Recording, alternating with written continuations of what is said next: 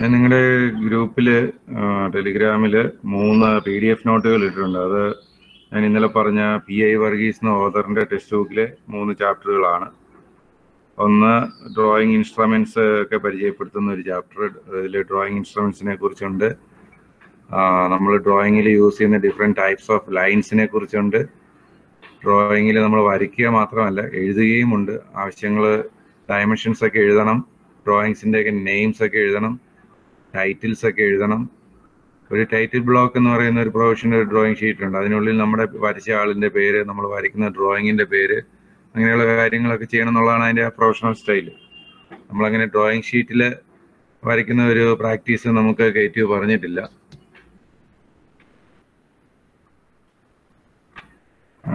എന്നിരുന്നാലും അതൊക്കെ ഒന്ന് കണ്ട് പരിചയപ്പെട്ട് പോകണം. അപ്പോൾ ഇങ്ങനെ റൈറ്റിംഗ് ആവശ്യങ്ങൾ വരുന്നതുകൊണ്ട് അതിൻ്റെതായ ഒരു സ്റ്റൈലിൽ നമ്മൾ വൃത്തിയായിട്ട് എഴുതുക എന്നുള്ളത് ഉദ്ദേശമുള്ളൂ. നമ്മൾ ഹാൻഡ് റിട്ടൺ ആയിട്ടാണ് എല്ലാം എഴുതുന്നത്. എന്നാലും നല്ല വൃത്തിയായിട്ട് എഴുതുന്നതിന് ഞാൻ പ്രിന്റിംഗ് തന്നെ പറയാം. നമ്മൾ കൈകൊണ്ട് പെൻസിൽ ഉപയോഗിച്ച് പ്രിന്റ് ചെയ്ത് എഴുതുക, ഏറ്റവും നല്ല ഹാൻഡ് റൈറ്റിങ്ങിൽ എഴുതുക. അപ്പോൾ പല ആളുകൾക്കും പല ഹാൻഡ് റൈറ്റിംഗ് സ്റ്റൈലുകളും ഫോണ്ടുകളും ഒക്കെ ഫോളോ ചെയ്യുന്നവരുണ്ട്. ഫോർ എക്സാമ്പിൾ പറഞ്ഞാൽ 1, 2, 3 നമ്പേഴ്സ് തന്നെ 2, 3 ഈ നമ്പറുകളൊക്കെ തന്നെ പല ആളുകളും പല സ്റ്റൈലിലാണ് എഴുതുന്നത്. അതിനൊക്കെ ഒരു യൂണിഫോമിറ്റി വേണമെന്ന് മാത്രം. അപ്പം അതിന് ഒരു ലെറ്ററിങ് ഏത് രീതിയിലായിരിക്കണം എന്നുള്ളതിനും ആ ഒരു നോട്ടിൻ്റെ അകത്ത് ഒരു പർട്ടിക്കുലർ പേജിൽ ഡിസ്ക്രൈബ് ചെയ്യുന്നുണ്ട്. ഒരു ഗ്രാഫ് ഷീറ്റ് പോലെയുള്ള ഒരു സ്പേസിൽ ABCD ലെറ്റേഴ്സും 1, 2, 3 നമ്പേഴ്സും കുറേ സിമ്പിൾസും ഒക്കെ വരച്ച് എഴുതി കാണിച്ചിട്ടുണ്ട്. ഏതാണ്ട് ആ ഒരു രീതിയിൽ ഒന്ന് പ്രാക്ടീസ് ചെയ്താൽ നന്നായിരിക്കും. പിന്നീട് ഡ്രോയിങ് ഡയമെൻഷനിങ് ഒക്കെ നടത്തുന്നത് എങ്ങനെയായിരിക്കണമെന്ന് ഡിസ്ക്രൈബ് ചെയ്യുന്ന ഒരു ചാപ്റ്റർ ഉണ്ട്. പല രീതികളിലുള്ള ഡയമെൻഷനിങ് ഉണ്ട്. നമുക്ക് കുറച്ച് മുന്നോട്ട് പോകുന്നതിനനുസരിച്ച് ഞാൻ ഡ്രോയിങ്ങിലേക്ക് ആ ഡയമെൻഷനിങ്ങിൻ്റെ ആ ഒരു മെത്തേഡുകൾ ഇംപ്ലിമെൻറ്റ് ചെയ്യിപ്പിച്ചുകൊണ്ടിരിക്കും. അപ്പോൾ ഞാൻ പറയുന്ന ഒരു സ്റ്റൈൽ ഓഫ് ഡയമെൻഷനിങ് നിങ്ങൾ ഫോളോ ചെയ്യുക. ആ ചാപ്റ്ററിൽ പല മെത്തേഡ്സ് ഓഫ് ഡയമെൻഷനിങ് ഡിസ്ക്രൈബ് ചെയ്യുന്നുണ്ട്. നമുക്ക് അതിലേതെങ്കിലും ഒരു മെത്തേഡിൽ സ്റ്റിക്ക് ഓൺ ചെയ്യണം. അങ്ങനെ ഡയമെൻഷനെ കുറിച്ച് അതിനകത്ത് എക്സ്പ്ലെയിൻ ചെയ്യുന്നുണ്ട്. കൂടാതെ ഞാനിപ്പോൾ പറഞ്ഞ ഒരു ഡ്രോയിങ് ഷീറ്റിന്റെ പ്രാധാന്യം അതിലെ ഒരു പേജിൽ കാണിക്കുന്നുണ്ട്. ഡ്രോയിങ് ഷീറ്റ് എങ്ങനെയാണ് അതിൻ്റെ ഒരു ലേ ഔട്ട്. നമ്മളൊരു ബുക്കിന് മാർജിൻ വരയ്ക്കുന്ന പോലെ ഡ്രോയിങ് ഷീറ്റിന് ഒരു മാർജിൻ വരച്ചാണ് തുടങ്ങുക. ഡ്രോയിങ് ഷീറ്റ് വലിയൊരു പേപ്പറാണ്. നമുക്ക് A4 സൈസ് പേപ്പർ എന്താണെന്ന് അറിയാം, A3 സൈസ് അറിയാമായിരിക്കാം. അതിനേക്കാൾ ഇരട്ടി വലിപ്പം ഉണ്ടാവും ഒരു മിനിമം ഒരു ഡ്രോയിങ് ഷീറ്റിന്, മിനിമം സൈസ്.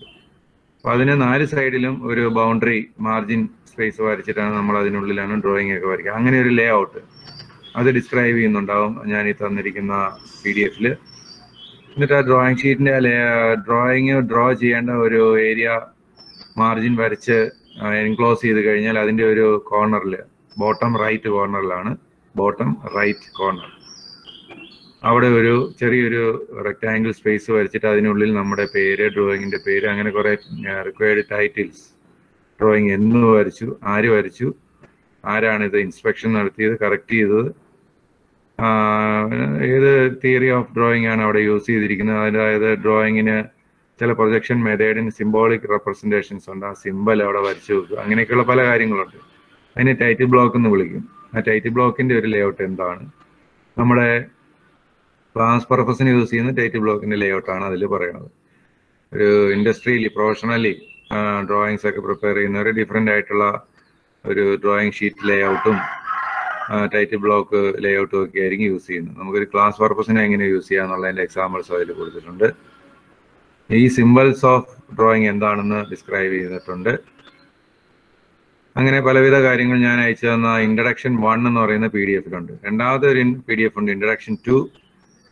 അതിൽ നമ്മളിപ്പോൾ ഡിസ്കസ് ചെയ്യാൻ ശ്രമിച്ചുകൊണ്ടിരിക്കുന്ന PPT-യിലൂടെ പറയാൻ ശ്രമിച്ചുകൊണ്ടിരിക്കുന്ന കണ്ടന്റിന്റെ ഒരു റൈറ്റപ്പാണ്. ആ ടെക്സ്റ്റ് ബുക്കിൽ നിന്നുള്ള സ്കാൻഡ് കോപ്പീസാണ്. Theory of projection. നമ്മൾ ഇന്നലെ HP, VP ഇങ്ങനെയുള്ള സർഫസുകളെ കുറിച്ചൊക്കെ പറഞ്ഞു. ഈ സർഫസുകളിലേക്ക് പ്രൊജക്ട് ചെയ്യുന്നതിൻ്റെ ആ കൺസെപ്റ്റിനെ ഡിസ്ക്രൈബ് ചെയ്യുന്ന ചാപ്റ്റർ നിങ്ങൾക്ക് വായിച്ചു നോക്കണമെങ്കിൽ അതിനുവേണ്ടി ഞാൻ ഇട്ടതാണ്. ഇനി മൂന്നാമതൊരു PDF ഇട്ടിരിക്കുന്നത് പ്രൊജക്ഷൻ ഓഫ് പോയിന്റ്സ്. ഏറ്റവും ബേസിക് ആയിട്ടുള്ള ആ ഒരു എക്സസൈസ് നമ്മൾ സ്റ്റാർട്ട് ചെയ്യുന്നത് എങ്ങനെയാണെന്ന് അതിലൂടെ ഡിസ്ക്രൈബ് ചെയ്യുന്നു. ഒരു പോയിന്റ് ഒബ്ജക്റ്റ് ഈ മുമ്പേ പറഞ്ഞ HP-യിലും VP-യിലും ഒക്കെ പ്രൊജക്ട് ചെയ്ത് ഇമേജസ് ക്രിയേറ്റ് ചെയ്യുന്ന മെത്തേഡ്സ് ഡിസ്ക്രൈബ് ചെയ്യുന്നു. തിയറി ഓഫ് പ്രൊജക്ഷന്റെ first application, projection of points. അതാണ് അടുത്ത ചാപ്റ്ററിൽ ഡിസ്ക്രൈബ് ചെയ്തിട്ടുള്ളത്. ഇങ്ങനെയുള്ള കുറച്ച് PDF-കൾ ഞാൻ ഇട്ടിരിക്കുന്നത് ഈ PI വർഗീസിന്റെ ടെക്സ്റ്റ് ബുക്കിൽ നിന്നുള്ള കണ്ടന്റാണ്. ഞാൻ കുറച്ച് അസൈൻമെന്റുകൾ നിങ്ങളോട് ഓരോ ദിവസങ്ങളിൽ സബ്മിറ്റ് ചെയ്യണമെന്ന് പറഞ്ഞിട്ടുണ്ട്. അത് ഈ പറഞ്ഞ ഡ്രോയിങ് ഇൻസ്ട്രുമെന്റ്സിനെ പരിചയപ്പെടാൻ, ഈ മുമ്പേ പറഞ്ഞ different types of drawing lines, symbols, ഇതൊക്കെ പരിചയപ്പെടാൻ വേണ്ടിയാണ് അസൈൻമെന്റ് പറഞ്ഞത്. അതിനുള്ള കണ്ടന്റുകളെല്ലാം നിങ്ങൾക്ക് ഈ PDF-കളിലൂടെ കിട്ടും. ഇപ്പോൾ ഞാൻ ഇന്നലത്തെ ആ ഒരു പ്രസന്റേഷൻ ഒന്ന് കണ്ടിന്യൂ ചെയ്യുകയാണ്.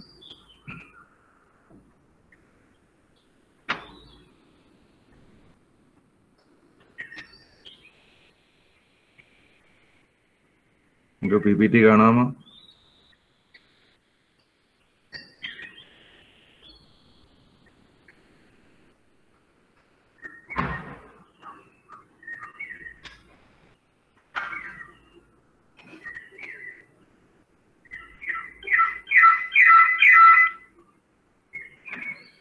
PPT കാണാമോ? ഓക്കെ.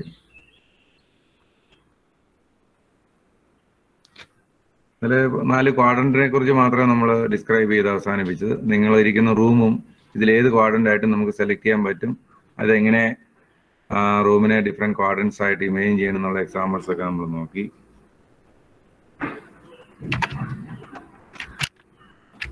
അതിലെ ഒരു പർട്ടിക്കുലർ ക്വാഡ്രന്റ് ആണ് ഇപ്പോൾ നിങ്ങളുടെ മുന്നിൽ കാണുന്നത്. ഫസ്റ്റ് ക്വാഡ്രന്റ് ആണെന്ന് ഒറ്റ നോട്ടത്തിൽ തന്നെ അറിയാം. പോസിറ്റീവ് സൈഡ് HP-യും പോസിറ്റീവ് സൈഡ് VP-യുമാണ്. ഞാൻ ഇന്നലെ പറഞ്ഞിരുന്നു, BIS സ്റ്റാൻഡേർഡ് അനുസരിച്ച് നമ്മൾ ഫസ്റ്റ് ക്വാഡ്രന്റിൽ ഒബ്ജക്റ്റ് പ്ലേസ് ചെയ്യുക, ഈ കാണിച്ചിരിക്കുന്ന സർഫസുകളിലേക്ക് പ്രൊജക്ട് ചെയ്യുക, ഇമേജസ് ക്യാപ്ചർ ചെയ്യുക, ഡ്രോ ചെയ്യുക. മറ്റു രാജ്യങ്ങളിലൊക്കെ തേർഡ് ക്വാഡ്രന്റിന്റെ ഉപയോഗം ഉണ്ടെന്ന് ഞാൻ പറഞ്ഞു. അപ്പൊ നമ്മുടെ ഫസ്റ്റ് ക്വാഡ്രന്റ് ഇവിടെ കാണാം. ഈ VP HP എന്ന് മാർക്ക് ചെയ്തിരിക്കുന്ന ഈ 2 സർഫസുകളിലാണ് നമ്മൾ മേജർ ഇമേജസ് ക്യാപ്ചർ ചെയ്യാൻ പോകുന്നത്. അതുകൊണ്ട് ഇതിനെ പ്രിൻസിപ്പൽ പ്ലെയിൻസ് എന്ന് വിളിക്കും. അത് എപ്പോഴും ഈ HP-യും VP-യുമാണ്. HP എപ്പോഴും നമുക്ക് തെറ്റി പോവില്ല, കാരണം ആ ഗ്രൗണ്ട് പ്ലെയിൻ നമുക്ക് ഈസി ആയിട്ട് കണ്ടെത്താം. VP എന്ന് പറയുന്നത് പല പല വെർട്ടിക്കൽ സർഫസുകൾ നമ്മുടെ മുന്നിലുണ്ടെങ്കിൽ നമ്മൾ ഏതെങ്കിലും ഒരെണ്ണത്തിലേക്ക് ഫേസ് ചെയ്തിട്ട് അതിനെ VP ആയിട്ട് സെലക്ട് ചെയ്യുക. ഒബ്ജക്റ്റിന്റെ ഫ്രണ്ടിൽ നിന്നുള്ള വ്യൂ ആ സർഫസിൽ വരുന്ന രീതിയിൽ പ്രൊജക്ട് ചെയ്യുക എന്നുള്ളത് മാത്രമാണ് പിന്നെ നമ്മൾ ശ്രദ്ധിക്കേണ്ടതുള്ളൂ.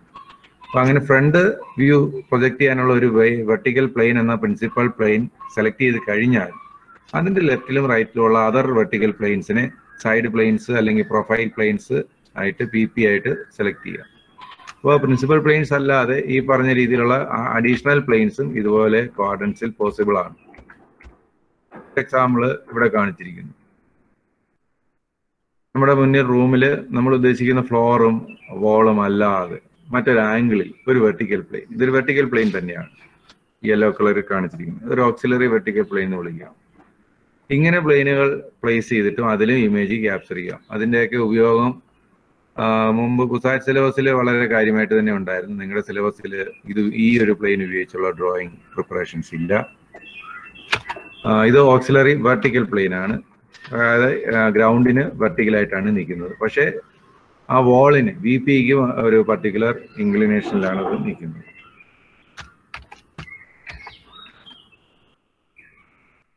ആംഗിളിന്റെ സിമ്പിള് PPT-യിൽ അക്സെപ്റ്റ് ചെയ്യാത്തതുകൊണ്ടാണ് വേറെ എന്തോ ഒരു വാലിഡ് ക്യാരക്ടർ സിമ്പിൾ വന്നത്. അതിനെ ക്ലിക്ക് ചെയ്യുക. അടുത്തത് വീണ്ടും ഞാൻ ആ ഫസ്റ്റ് ക്വാഡ്രന്റിൽ മറ്റൊരു ഇൻക്ലൈൻഡ് പ്ലെയിൻ കാണിച്ചിരിക്കുകയാണ്. ഇവിടെ HP-യുമായിട്ട് ഇൻക്ലൈൻഡ് ആണ്. ആ സിമ്പിളും ഈ PPT അക്സെപ്റ്റ് ചെയ്യുന്നില്ല. HP-യുമായിട്ട് ഇൻക്ലൈൻഡ് ആണ്. VP-യുമായിട്ട് നോക്കിക്കഴിഞ്ഞാൽ പെർപെൻഡിക്കുലർ ആണ്. ആദ്യത്തെ കേസിൽ HP-യുമായിട്ട് പെർപെൻഡിക്കുലർ ആയിട്ടാണ്, VP-യുമായിട്ട് ഇൻക്ലൈൻഡ് ആണ്. രണ്ടാമത്തെ കേസിൽ HP-യുമായിട്ട് ഇൻക്ലൈൻഡ് ആണ്, VP-യുമായിട്ട് പെർപെൻഡിക്കുലർ ആണ്. ഇതൊരു ഓക്സിലറി ഇൻക്ലൈൻഡ് പ്ലെയിൻ ആണ്. ആദ്യത്തേത് ഓക്സിലറി വെർട്ടിക്കൽ പ്ലെയിൻ ആണ്. ആദ്യത്തേത് വെർട്ടിക്കൽ ടു HP ആണ്, രണ്ടാമത്തേത് ഇൻക്ലൈൻഡ് ടു HP ആണ്. അത് ആ രീതിയിലാണ് ആ പ്ലെയിനുകൾക്ക് പേരിട്ടിരിക്കുന്നത്. ഓക്സിലറി വെർട്ടിക്കൽ പ്ലെയിൻ എന്നും ഓക്സിലറി ഇൻക്ലൈൻഡ് പ്ലെയിൻ എന്നും. അടുത്ത നമ്മൾ പറയുന്ന പ്രൊഫൈൽ പ്ലെയിൻ. സാധാരണ എപ്പോഴും നമ്മൾ ക്വാഡ്രന്റിൽ ഹൈലൈറ്റ് ചെയ്യുന്ന ഈ 2 പ്ലെയിനുകളാണെങ്കിൽ പ്രൊഫൈൽ പ്ലെയിൻ സൈഡ് വോൾസ് ആണ്. നമ്മുടെ റൂമിന്റെ സൈഡ് വോൾസ് ആണ്, ലെഫ്റ്റിലോ റൈറ്റിലോ വരുന്ന സൈഡ് വോൾസ്. ആ സൈഡ് വോളിന്റെ പ്രത്യേകത ഫ്ലോറിന്റെ പെർപെൻഡിക്കുലർ ആണ്, ആസ് വെൽ ആസ് നമ്മുടെ വെർട്ടിക്കൽ പ്ലെയിൻ VP ആയിട്ട് സെലക്ട് ചെയ്ത വാളിനും പെർപെൻഡിക്കുലറാണ്. രണ്ടിനും പെർപെൻഡിക്കുലർ ആയിട്ടുള്ളതാണ് ആ സൈഡ് വാൾ. ആ സൈഡ് വാൾ ഒന്ന് അതിൽ ഒരെണ്ണം ഇവിടെ ഹൈലൈറ്റ് ചെയ്ത് കാണിച്ചിരിക്കും. ലെഫ്റ്റിലോ റൈറ്റിലോ ഉള്ള ഏതും ആയിക്കോട്ടെ ഒരെണ്ണം ഹൈലൈറ്റ് ചെയ്തിരിക്കും. ഇങ്ങനെ ഒരു പ്ലെയിൻ ഉണ്ടെങ്കിൽ സൈഡിൽ നിന്നുള്ള ഒരു പ്രൊജക്ഷൻ നടത്താനും ഒബ്ജക്റ്റിന്റെ സൈഡിൽ നിന്ന് എടുക്കുന്ന ഒരു സ്നാപ്ഷോട്ട് ക്യാപ്ചർ ചെയ്യുന്ന ഒരു സ്ക്രീനായിട്ട് ഇതിനെ നമുക്ക് ഇമേജ് ചെയ്യാൻ പറ്റും. ഇതെല്ലാം അവസാനത്തെ ആ ഒരു സെറ്റ് ഓഫ് പ്ലെയിൻസ് ആണ് നമുക്ക് ഏറ്റവും ഇമ്പോർട്ടൻ്റ് ആയിട്ടുള്ളത്. അതിൽ SP VP എന്ന് പറയുന്ന പ്രിൻസിപ്പൽ പ്ലെയിൻ ഉണ്ട്. അഡീഷണലി സൈഡിൽ നിന്നുള്ള ഒരു ഒബ്സർവേഷനെ ക്യാപ്ചർ ചെയ്യാൻ പറ്റുന്ന ഒരു സ്ക്രീനും പ്രൊഫൈൽ പ്ലെയിൻ ആയിട്ട് കൊടുത്തിട്ടുണ്ട്. ഇതാണ് കൂടുതലും നമുക്ക് ഉപയോഗം വരുന്നത്.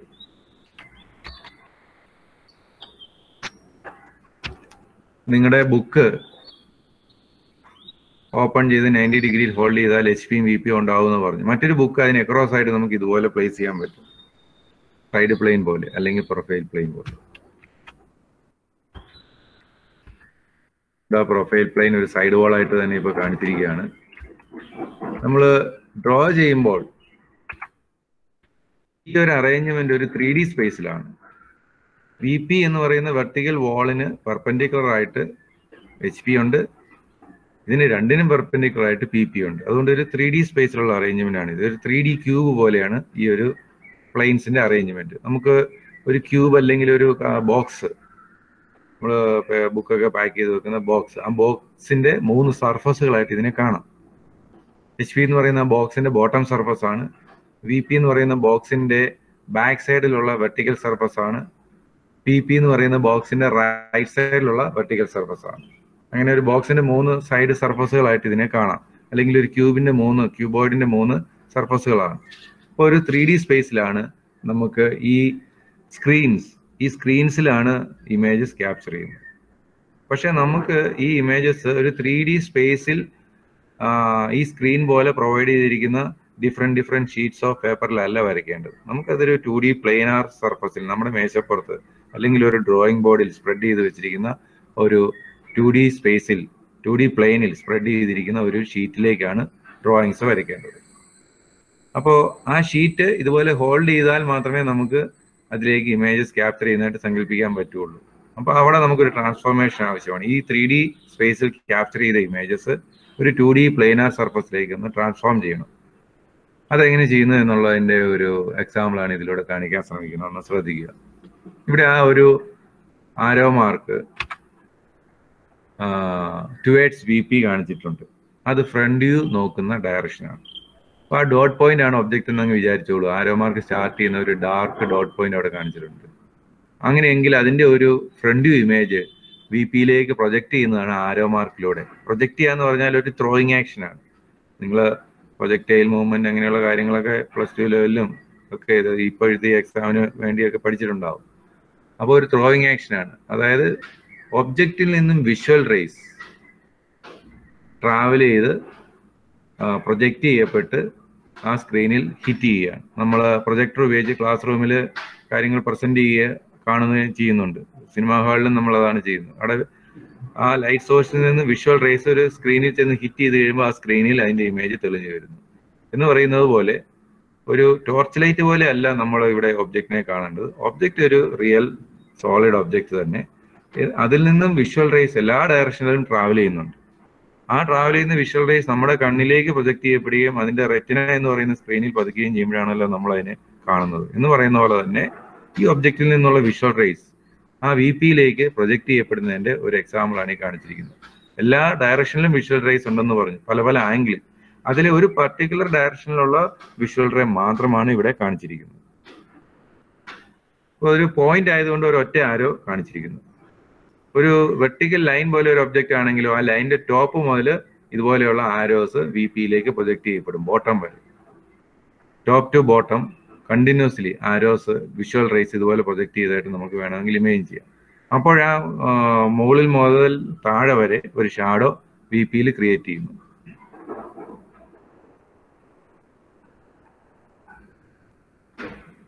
അങ്ങനെ വിഷ്വൽ റേസ് ഒബ്ജക്റ്റിൽ നിന്നും ആ ക്യാപ്ചർ ചെയ്യുന്ന സർഫസിലേക്ക് ട്രാവൽ ചെയ്യുമ്പോൾ ഓരോ വിഷ്വൽ റേസും പാരലൽ ആയിട്ടുള്ളത് മാത്രമാണ് നമ്മൾ ആ ഒരു ക്യാപ്ചറിങ്ങിന് വേണ്ടി യൂസ് ചെയ്യുന്നത്. ഡൈവേർട്ട് ചെയ്ത് മറ്റ് ആംഗിളുകളിൽ പോകുന്ന വിഷ്വൽ റേസിനെ എല്ലാം നെഗ്ലക്ട് ചെയ്യുന്നു. ആ പാരലലി ട്രാവൽ ചെയ്യുന്ന വിഷ്വൽ റേസ് ഓരോന്നും ഈ ചിത്രത്തിൽ കാണുന്നത് പോലെ ആ ആരോ VPയിൽ ചെന്ന് ഹിറ്റ് ചെയ്യുന്നത് പോലെ 90 ഡിഗ്രിയിലാണ് ആ സ്ക്രീനിൽ പോയി ഹിറ്റ് ചെയ്യുന്നത്. ഫ്രണ്ട് വ്യൂവിന്റെ കാര്യം മാത്രമാണ് ഞാനീ പറയുന്നത്. ടോപ്പ് വ്യൂവിൽ ഇത് തന്നെയാണ് സംഭവിക്കുന്നത്. താഴേക്ക് ഒരു പ്രൊജക്ഷൻ ആരോ നമുക്ക് സങ്കല്പിച്ചാൽ അത് താഴേക്ക് ചെന്ന് HP ഹിറ്റ് ചെയ്യുന്നത് 90 ഡിഗ്രിയിലായിരിക്കും.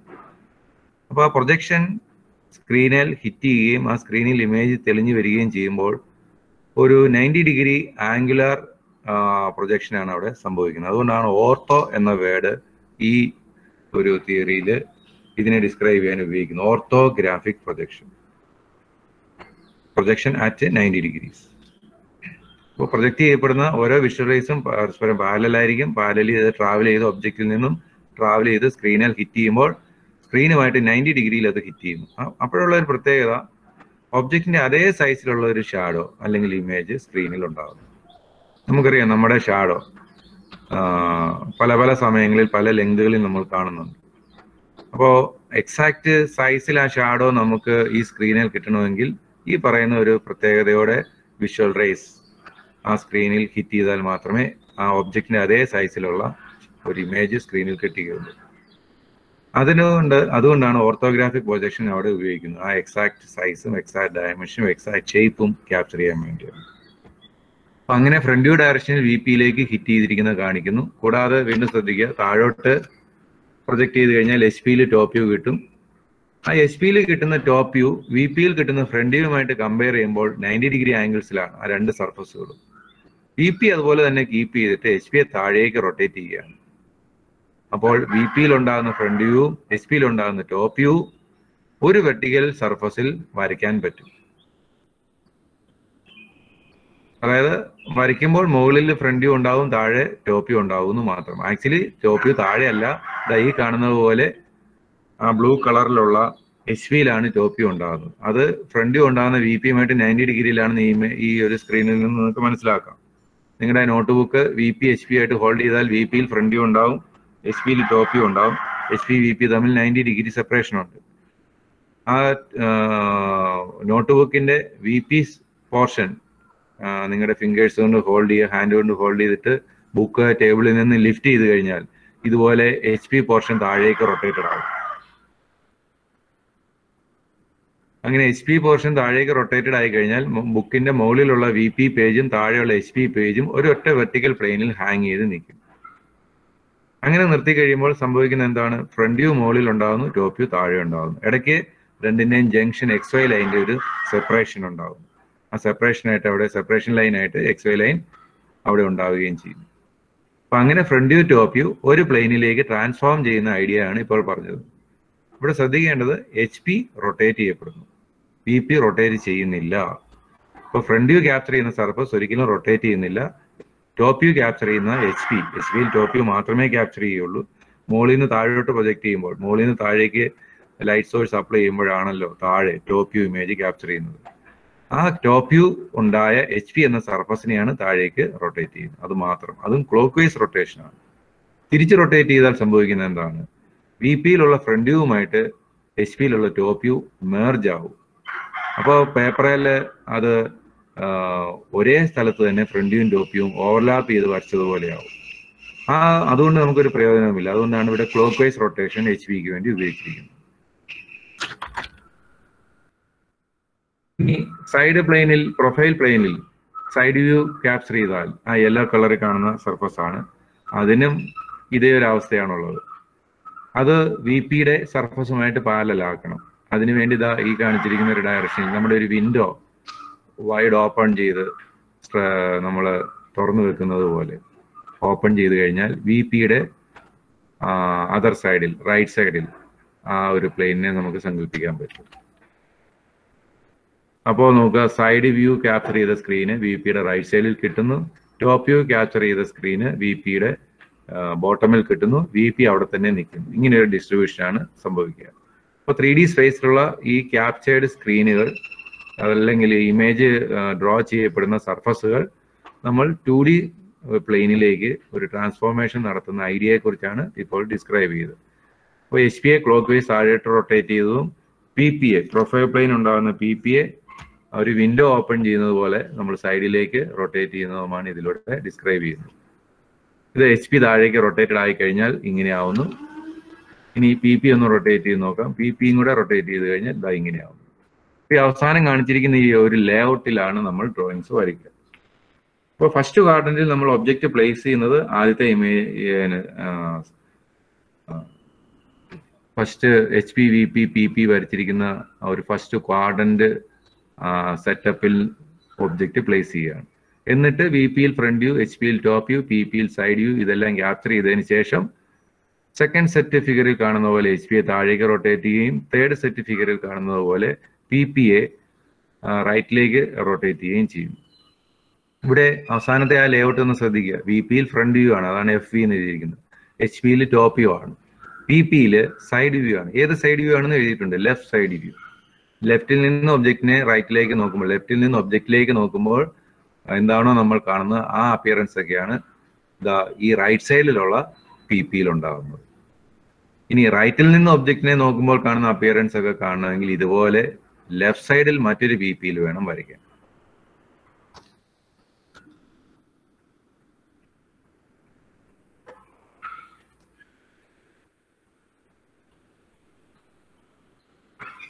ലെഫ്റ്റ് സൈഡിൽ മറ്റൊരു PP ഉണ്ടാവുക എന്ന് പറഞ്ഞാൽ ഈ സൈഡിൽ ഉണ്ടാവും.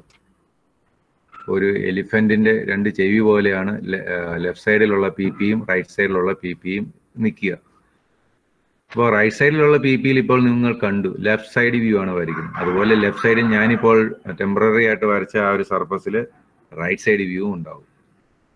അപ്പോൾ സൈഡ് വ്യൂവിന്റെ ആ ഒരു പൊസിഷൻ വ്യത്യാസം ഒന്ന് മനസ്സിലാക്കുക. ഫ്രണ്ട് വ്യൂവിന്റെ റൈറ്റ് സൈഡിൽ വരുന്നത് ലെഫ്റ്റ് സൈഡ് വ്യൂ ആണ്. ഫ്രണ്ട് വ്യൂവിന്റെ ലെഫ്റ്റ് സൈഡിൽ വരുന്നത് റൈറ്റ് സൈഡ് വ്യൂ ആണ്. ഫ്രണ്ട് വ്യൂവിന്റെ ബോട്ടമിൽ വരുന്നത് ടോപ്പ് വ്യൂ ആണ്.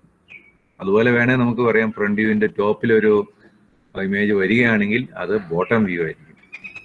ഇപ്പോൾ ഫസ്റ്റ് ക്വാഡ്രന്റിൽ ഒബ്ജക്റ്റ് പ്ലേസ് ചെയ്തിട്ട് വരയ്ക്കുന്ന ഒരു ലേഔട്ട് സംവിധാനങ്ങളാണ് ഇവിടെ കാണിച്ചത്.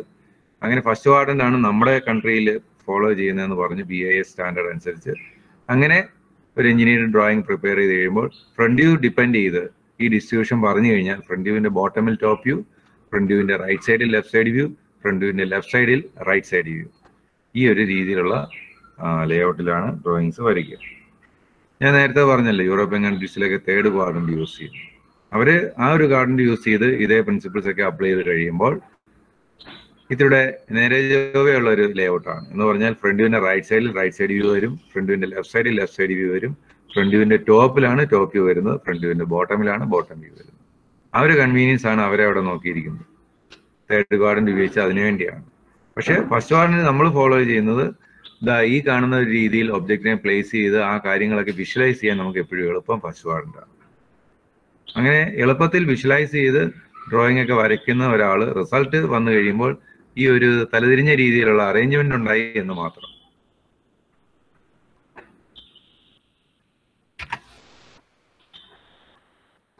ഇവിടെ ഫ്രണ്ട് വ്യൂ ടോപ്പ് വ്യൂ മുകളിലും താഴെയുമായിട്ടുണ്ട്. അതിനെ ഇടയ്ക്കുള്ള ഒരു ഹൊറിസോണ്ടൽ ലൈൻ കൊണ്ട് സെപ്പറേറ്റ് ചെയ്തിരിക്കുന്നത്, അതാണ് XY ലൈൻ. അതുപോലെ ഫ്രണ്ട് വ്യൂവും സൈഡ് വ്യൂവും നോക്കുക അല്ലെ, യെല്ലോ കളറിലുള്ള സർഫസും ഫ്രണ്ട് വ്യൂവിന്റെ സർഫസ് VPയും തമ്മിലുള്ള സെപ്പറേഷൻ ഒരു വെർട്ടിക്കൽ ലൈൻ ഉണ്ട്. അതൊരു YZ ലൈൻ എന്ന് വേണമെങ്കിൽ വിളിക്കാം, അല്ലെങ്കിൽ XZ ലൈൻ എന്ന് വേണമെങ്കിൽ വിളിക്കാം. അത്തരം സാഹചര്യങ്ങൾ നമുക്ക് ഡ്രോയിങ്ങിൽ വരുമ്പോൾ ഞാൻ അതിനെക്കുറിച്ചൊക്കെ സൂചനകൾ തന്നുകൊള്ളാം.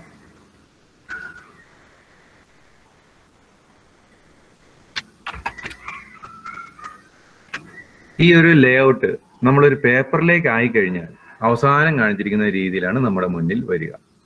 അപ്പൊ ആദ്യത്തെ സെറ്റ് ഓഫ് ഡ്രോയിങ് ഒരു ക്വാഡ്രന്റ് കാണിച്ചിരിക്കുന്നു, അതായത് 3D അറേഞ്ച്മെന്റിൽ തന്നെ കാണിച്ചു.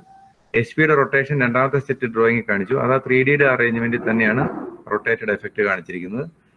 പ്രൊഫൈൽ പ്ലെയിന്റെ റൊട്ടേഷൻ മൂന്നാമത്തെ സെറ്റ് ഫിഗറിൽ കാണിച്ചിരിക്കുന്നു, അത് 3D വ്യൂവിൽ തന്നെ ആ ഒരു റൊട്ടേഷൻ എഫക്റ്റ് കാണിച്ചു.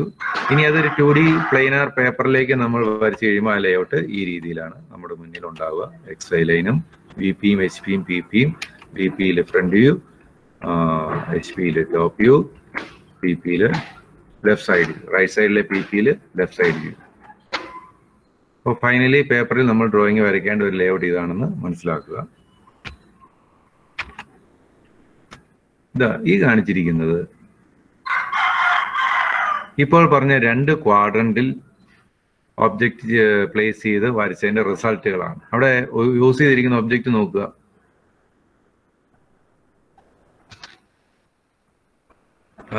3D അറേഞ്ച്മെന്റിൽ ആ ഒബ്ജക്റ്റ് പ്ലേസ് ചെയ്ത് കാണിച്ചിട്ടുണ്ട്. താഴെയുള്ള ഒരു സെറ്റ് നോക്കിയാൽ മതി, അതാണ് നമുക്ക് മനസ്സിലാക്കാൻ എളുപ്പം.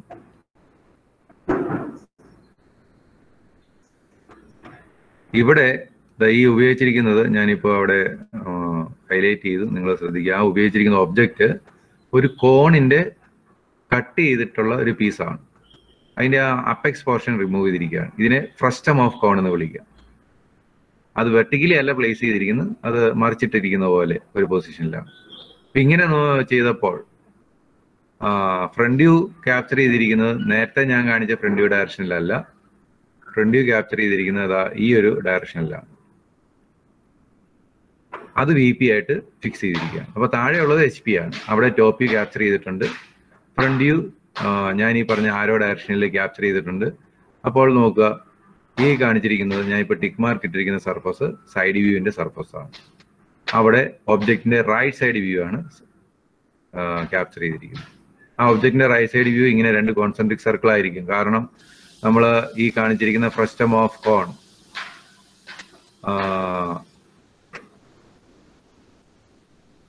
റൈറ്റ് സൈഡിൽ നിന്ന് നോക്കിക്കഴിഞ്ഞാൽ ആദ്യം ആ ചെറിയ സർക്കിളാണ് കാണുക.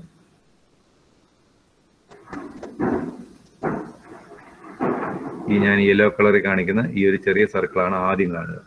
ആ ചെറിയ സർക്കിളാണ് ഈ സൈഡ് വ്യൂവിന്റെ അകത്ത് വരുന്ന സർക്കിൾ.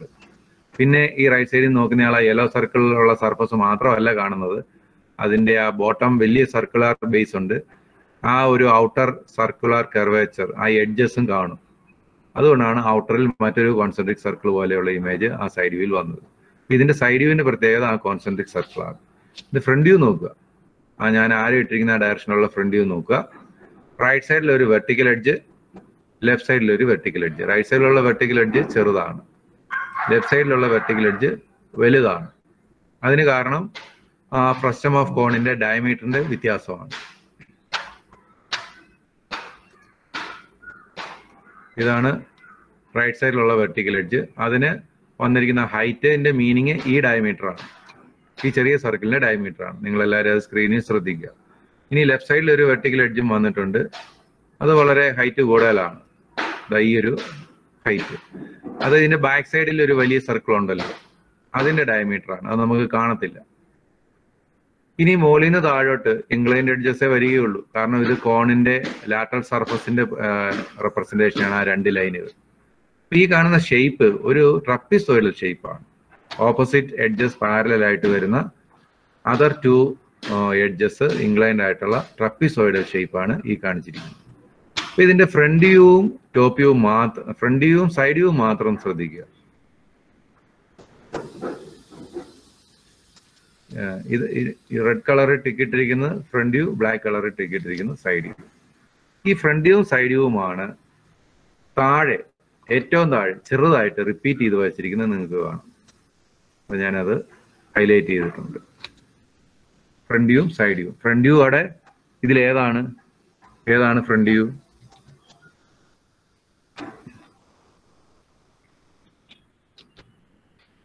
ഇന്നലെ ക്ലിയർ ആയിട്ട് സംസാരിച്ച ഒരാളുണ്ട് ഓൺലൈനായിട്ട്. അലീന ഉണ്ടോ?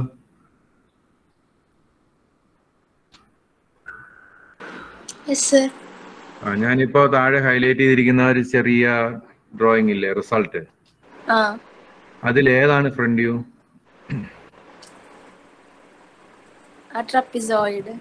Trapezoid shape. അപ്പൊ അതിന്റെ ലെഫ്റ്റ് സൈഡിൽ 2 സർക്കിൾ വരച്ചിരിക്കുന്ന ഏത് വ്യൂ ആണ്? അത് സൈഡ് വ്യൂ. ഏത് സൈഡിന്റെ വ്യൂ? ലെഫ്റ്റ് സൈഡിന്റെ വ്യൂ ആണോ റൈറ്റ് സൈഡിന്റെ വ്യൂ ആണോ? Right side view. റൈറ്റ് സൈഡിന്റെ വ്യൂ ആണ്. അതായത് ഈ ഫ്രണ്ട് വ്യൂ ഇമേജിനെ തന്നെ റൈറ്റ് സൈഡിൽ നിന്നും ലെഫ്റ്റിലോട്ട് നോക്കിയാൽ, ഞാനിപ്പോ ഒരു ആരോ അവിടെ വരയ്ക്കാൻ ശ്രമിക്കുകയാണ്, ഈ ഡയറക്ഷൻ ആ ഒരു ഫ്രണ്ട് വ്യൂ ഇമേജിനെ നോക്കുമ്പോൾ കിട്ടുന്നതാണ് ഈ സൈഡ് വ്യൂ ഇമേജ്.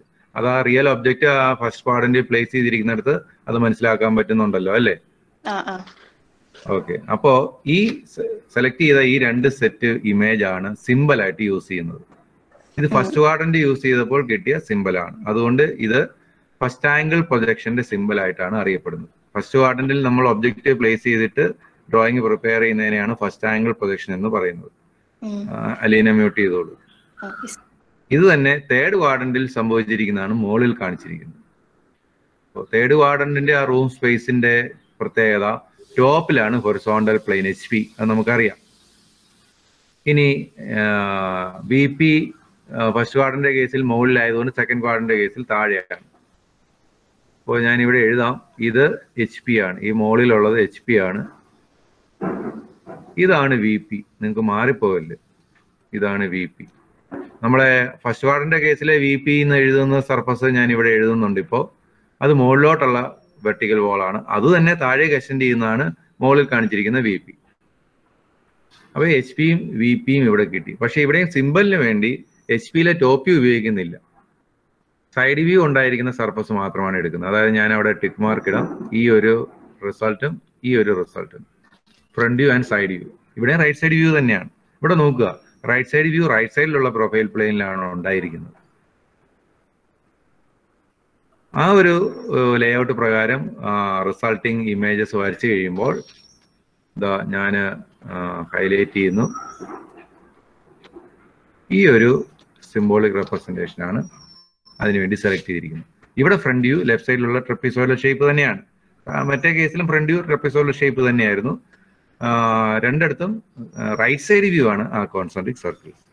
അപ്പൊ ഇവിടെ ഈ ഒരു തേർഡ് ക്വാഡ്രന്റിൽ പ്ലേസ് ചെയ്തിട്ട് വരയ്ക്കുന്ന ഇമേജ് എങ്ങനെ അതിന്റെ റിസൾട്ടായിട്ട് വന്നിരിക്കുന്ന ഈ ഒരു ചെറിയ ഡ്രോയിങ് ആണ് തേർഡ് ആംഗിൾ പ്രൊജക്ഷന്റെ സിമ്പിളായിട്ട് യൂസ് ചെയ്യുന്നത്. ഇതൊക്കെ നിങ്ങളുടെ അസൈൻമെന്റിൽ ഞാൻ ചോദിച്ചിട്ടുണ്ട്. നിങ്ങൾ അസൈൻമെന്റ് ആൻസർ ചെയ്യുമ്പോൾ ഈ 3D സെറ്റപ്പ് ഒന്നും വരയ്ക്കരുത്. അവസാനം ഞാൻ ആ റൗണ്ടിന്റെ അകത്ത് ഹൈലൈറ്റ് ചെയ്തിരിക്കുന്ന സിമ്പിൾസ് മാത്രം വരച്ചാൽ മതി. അത് വരയ്ക്കുമ്പോൾ ശ്രദ്ധിക്കേണ്ട ഒരു കാര്യം, തേർഡ് ക്വാഡ്രന്റിന്റെ കേസിൽ ഞാൻ പറയാം, ശ്രദ്ധിക്കുക. ഈ ട്രപ്പിസോയിഡൽ ഷേപ്പിന്റെ ഈ ഒരു ഹൈറ്റ് വലിയ സർക്കിളിന്റെ ഡയമീറ്റർ ആണെന്ന് പറഞ്ഞു. അത് നിങ്ങൾ വരയ്ക്കുമ്പോൾ മാച്ചിങ് ആയിരിക്കണം. ഈ ട്രപ്പിസോയിഡൽ ഷേപ്പിന്റെ ചെറിയ ഹൈറ്റ് ചെറിയ സർക്കിളിന്റെ ഡയമീറ്റർ ആണെന്ന് പറഞ്ഞു, അതും മാച്ചിങ് ആയിരിക്കണം. ആ ഒരു കാര്യം നിങ്ങൾ പ്രത്യേകം ശ്രദ്ധിക്കുക.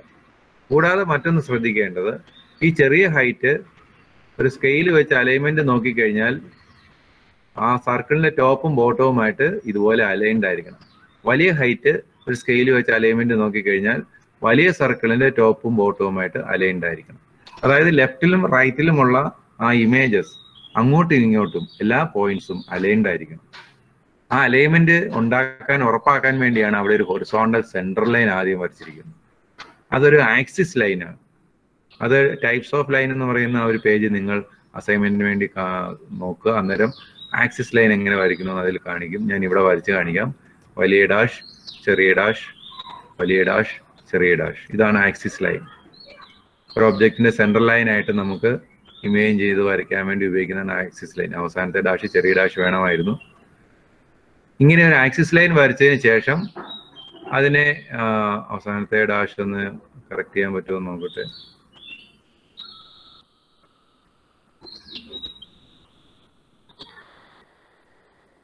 ഓക്കെ, കറക്റ്റ് ചെയ്തു.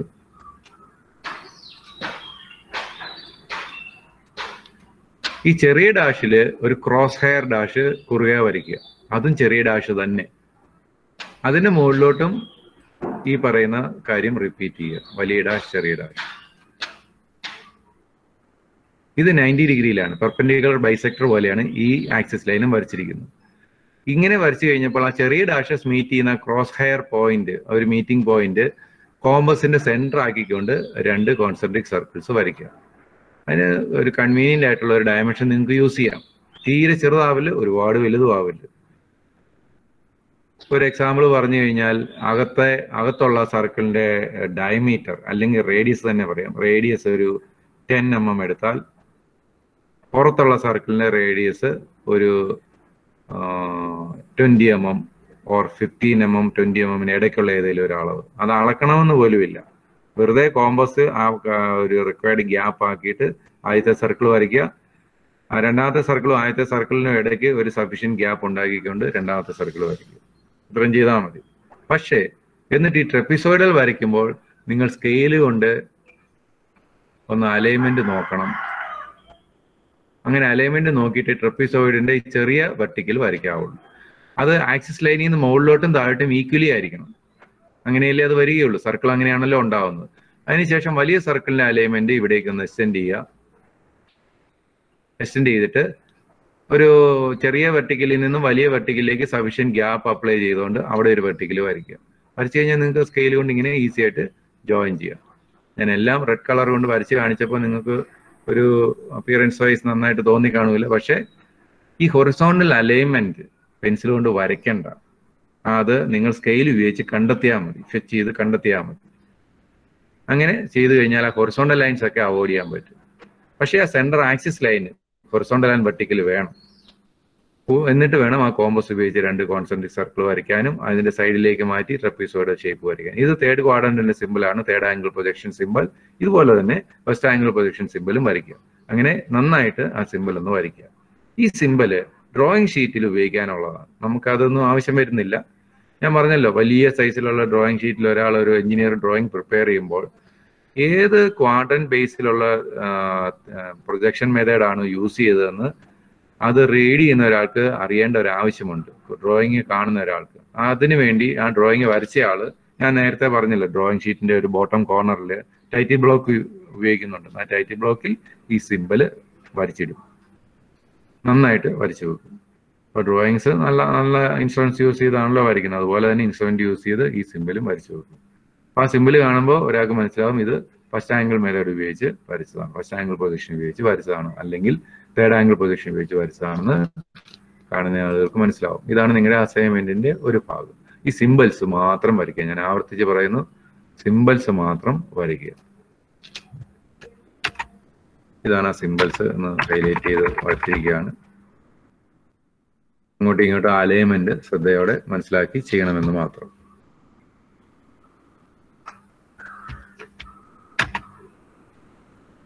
ഇത് നോക്കുക, ഒരു 3D ഒബ്ജക്റ്റ് ആണ്. നമ്മൾ ക്വാഡ്രന്റിൽ, ഏത് ക്വാഡ്രന്റും ആയിക്കോട്ടെ, ക്വാഡ്രന്റിൽ പ്ലേസ് ചെയ്ത് കഴിഞ്ഞാൽ അതിന്റെ ഫ്രണ്ടും ടോപ്പും സൈഡും ഒക്കെ ഒന്ന് തിരിച്ചറിയണം. അപ്പോൾ ഇവിടെ ആ ഏറ്റവും റൈറ്റ് സൈഡിൽ കാണിച്ചിരിക്കുന്ന ബിഗ് സൈസിലുള്ള ഈ ഒരു ഒബ്ജക്റ്റ്, ആ ഒബ്ജക്റ്റിന്റെ പല പല ആംഗിളിൽ നോക്കി കഴിയുമ്പോൾ ടോപ്പ് എപ്പോഴും നമുക്ക് കണ്ടെത്താൻ പറ്റും. ആ റെഡ് കളറിൽ ഹൈലൈറ്റ് ചെയ്തിരിക്കുന്നതാണ് ടോപ്പ്. നിങ്ങൾക്ക് കേൾക്കാമല്ലോ, അലീന കേൾക്കാമല്ലോ അല്ലേ? കേൾക്കാം സർ. ഇടയ്ക്ക് എൻ്റെ ഫോൺ റീസ്റ്റാർട്ടായി, ഞാൻ അവിടുത്തെ ഡിസ്കണക്ട് ആയി പോയി. ഓക്കെ, ആ റെഡ് കളറിൽ കാണിച്ചിരിക്കുന്നത് മുകളിൽ നിന്ന് ആര് നോക്കിയാലും കാണുന്ന സർഫസുകളാണ്. ഇതിൽ അവർ കാണിക്കാൻ വിട്ടുപോയൊരു സർഫസ് കൂടെ ഉണ്ട്, അത് ഞാൻ ഇവിടെ ഒന്ന് ഹൈലൈറ്റ് ചെയ്യാം. എന്താ ഇൻസൈഡിലുള്ള ഈ സർഫസ്, ഇതും മുകളിൽ നിന്ന് നോക്കിയാൽ ഉണ്ടാവുന്നതാണ്. പക്ഷെ അത് കാണാൻ പറ്റില്ല, കാരണം റൂഫ് പോലെ ആ റെഡ് കളറിൽ ഹൈലൈറ്റ് ചെയ്തിരിക്കുന്ന പോർഷൻ നിൽക്കുന്നതുകൊണ്ട് അത് കാണാൻ പറ്റില്ല എന്ന് മാത്രം, ഹൈഡ് ചെയ്ത് നിൽക്കും. അത് താഴെയുമുണ്ട്, താഴെയും ഒരു ഹോൾ ആണെങ്കിൽ അതിനും ഈ പറയുന്ന ബോട്ടം സർഫസുകളൊക്കെ മുകളിൽ നിന്ന് വിസിബിലിറ്റി റേഞ്ചിൽ വരേണ്ടതാണ്. പക്ഷെ അവിടെ അത് ഹിഡൻ അപ്പിയറൻസിലാണ് നിൽക്കുന്നതെന്ന് മാത്രം. ഇനി ഫ്രണ്ട് വ്യൂ ഡയറക്ഷനിൽ ആ യെല്ലോ കളർ കാണിച്ചിരിക്കുന്ന സർഫസ് കാണുന്നു, അതാണോ ബ്ലൂ സർഫസ്, ബ്ലൂ കളറിൽ കാണിച്ചിരിക്കുന്നതാണോ ഫ്രണ്ട് വ്യൂ എന്ന് നമ്മൾ ഫിക്സ് ചെയ്യേണ്ടിയിരിക്കുന്നു. അപ്പൊ നമ്മളൊരു 3D ഒബ്ജക്റ്റ് നമ്മുടെ കയ്യിൽ ഈ കാണിച്ചിരിക്കുന്ന വലിയ ഒബ്ജക്റ്റ് പോലെ നമുക്ക് കിട്ടിക്കഴിഞ്ഞാൽ അതിലെ ഫ്രണ്ട് വ്യൂ ഏതാണെന്ന് ആദ്യമേ ഫിക്സ് ചെയ്താൽ പിന്നെ സൈഡ് വ്യൂ ഏതാണെന്ന് നമുക്ക് കണ്ടെത്താൻ ബുദ്ധിമുട്ടില്ല. ടോപ്പിന് ഫിക്സ് ചെയ്യേണ്ട കാര്യമില്ല, എപ്പോഴും ടോപ്പ് സർഫസ് അവൈലബിൾ ആണ്. ഫ്രണ്ട് സർഫസ് ഞാനിപ്പോൾ ആരോ ആയിട്ട് കാണിച്ചിരിക്കുന്നതാണെന്ന് നമ്മൾ ഒരിക്കൽ ഫിക്സ് ചെയ്ത് കഴിഞ്ഞാൽ അതിനെ ഫ്രണ്ട് ഫേസ് ആയിട്ട് എടുക്കുകയും അങ്ങനെ വ്യൂ ചെയ്യുമ്പോൾ കിട്ടുന്ന ഇമേജസ് എന്താണെന്ന് മനസ്സിലാക്കാൻ ശ്രമിക്കുകയുമാണ് വേണ്ടത്. അതാണ് ഈ യെല്ലോ കളറിൽ കാണിച്ചിരിക്കുന്നത്. ഈ ആ ഒരു ആംഗിളിൽ പറഞ്ഞു കഴിഞ്ഞാൽ വേറെയും ഒരു സർഫസ് ഉണ്ട്, അതിവിടെ ഹൈലൈറ്റ് ചെയ്തിട്ടില്ല. ഈ ഒബ്ജക്റ്റിന്റെ ബാക്ക് സൈഡിലുള്ള സർഫസ്, അത് യെല്ലോ കളറിൽ കാണിക്കേണ്ട സർഫസ് ആണ്. അത് ഈ ഡയറക്ഷനിൽ നോക്കുമ്പോൾ കാണില്ല എന്ന് മാത്രം. ഇനി ഈ ബ്ലൂ കളറിൽ കാണിച്ചിരിക്കുന്നത്, ഇത് ഫ്രണ്ട് ആണെങ്കിൽ ബ്ലൂ കളറിൽ കാണിച്ചിരിക്കുന്നത് റൈറ്റ് സൈഡാണ്. അപ്പോൾ ബ്ലൂ കളറിൽ കാണിക്കാതെ അതിന്റെ അപ്പുറത്തൊരു ഹാഫ് ഉണ്ട്, ഒരു ഹാഫ് സർഫസ് ഉണ്ട് അപ്പുറത്തെ സൈഡ്, അത് ലെഫ്റ്റ് സൈഡാണ്. അപ്പോൾ റൈറ്റ് സൈഡ് വ്യൂ എന്ന് പറയുമ്പോൾ ഈ ബ്ലൂ കളറുള്ള ആ ഒരു ഏരിയ ആണ് കാണുന്നത്. ഇവിടെയും ആ ഇൻസൈഡ് ഹോളിന്റെ ഹിഡൻ ആയിട്ടുള്ള ചില കാര്യങ്ങൾ ആ ഒരു ആംഗിളിലുണ്ട്. അതായത് ഇവിടെ വരുന്ന ഇൻസൈഡ് സർഫസ്, ഈ ചെറിയ ഹോളിൽ ഇവിടെ വരുന്ന ഇൻസൈഡ് സർഫസ്, ഇവിടെ വരുന്ന ഇൻസൈഡ് സർഫസ്, ഇതൊക്കെ റൈറ്റ് സൈഡിലെ ആ വിസിബിലിറ്റിയിൽ കടന്നു വരേണ്ടതാണ്, പക്ഷേ ഹിഡൻ ആണ്. ഇതാണ് ഒരു ഒബ്ജക്റ്റിനെ നമ്മൾ ഏത് ക്വാഡ്രന്റിൽ പ്ലേസ് ചെയ്താലും ടോപ്പ്, ഫ്രണ്ട്, സൈഡ് ഒക്കെ നമ്മൾ വിഷ്വലൈസ് ചെയ്യേണ്ട ഒരു രീതി. ഇത് മറ്റൊരു ഒബ്ജക്റ്റിന് ഇതേ രീതികൾ കാണിച്ചിരിക്കുകയാണ്.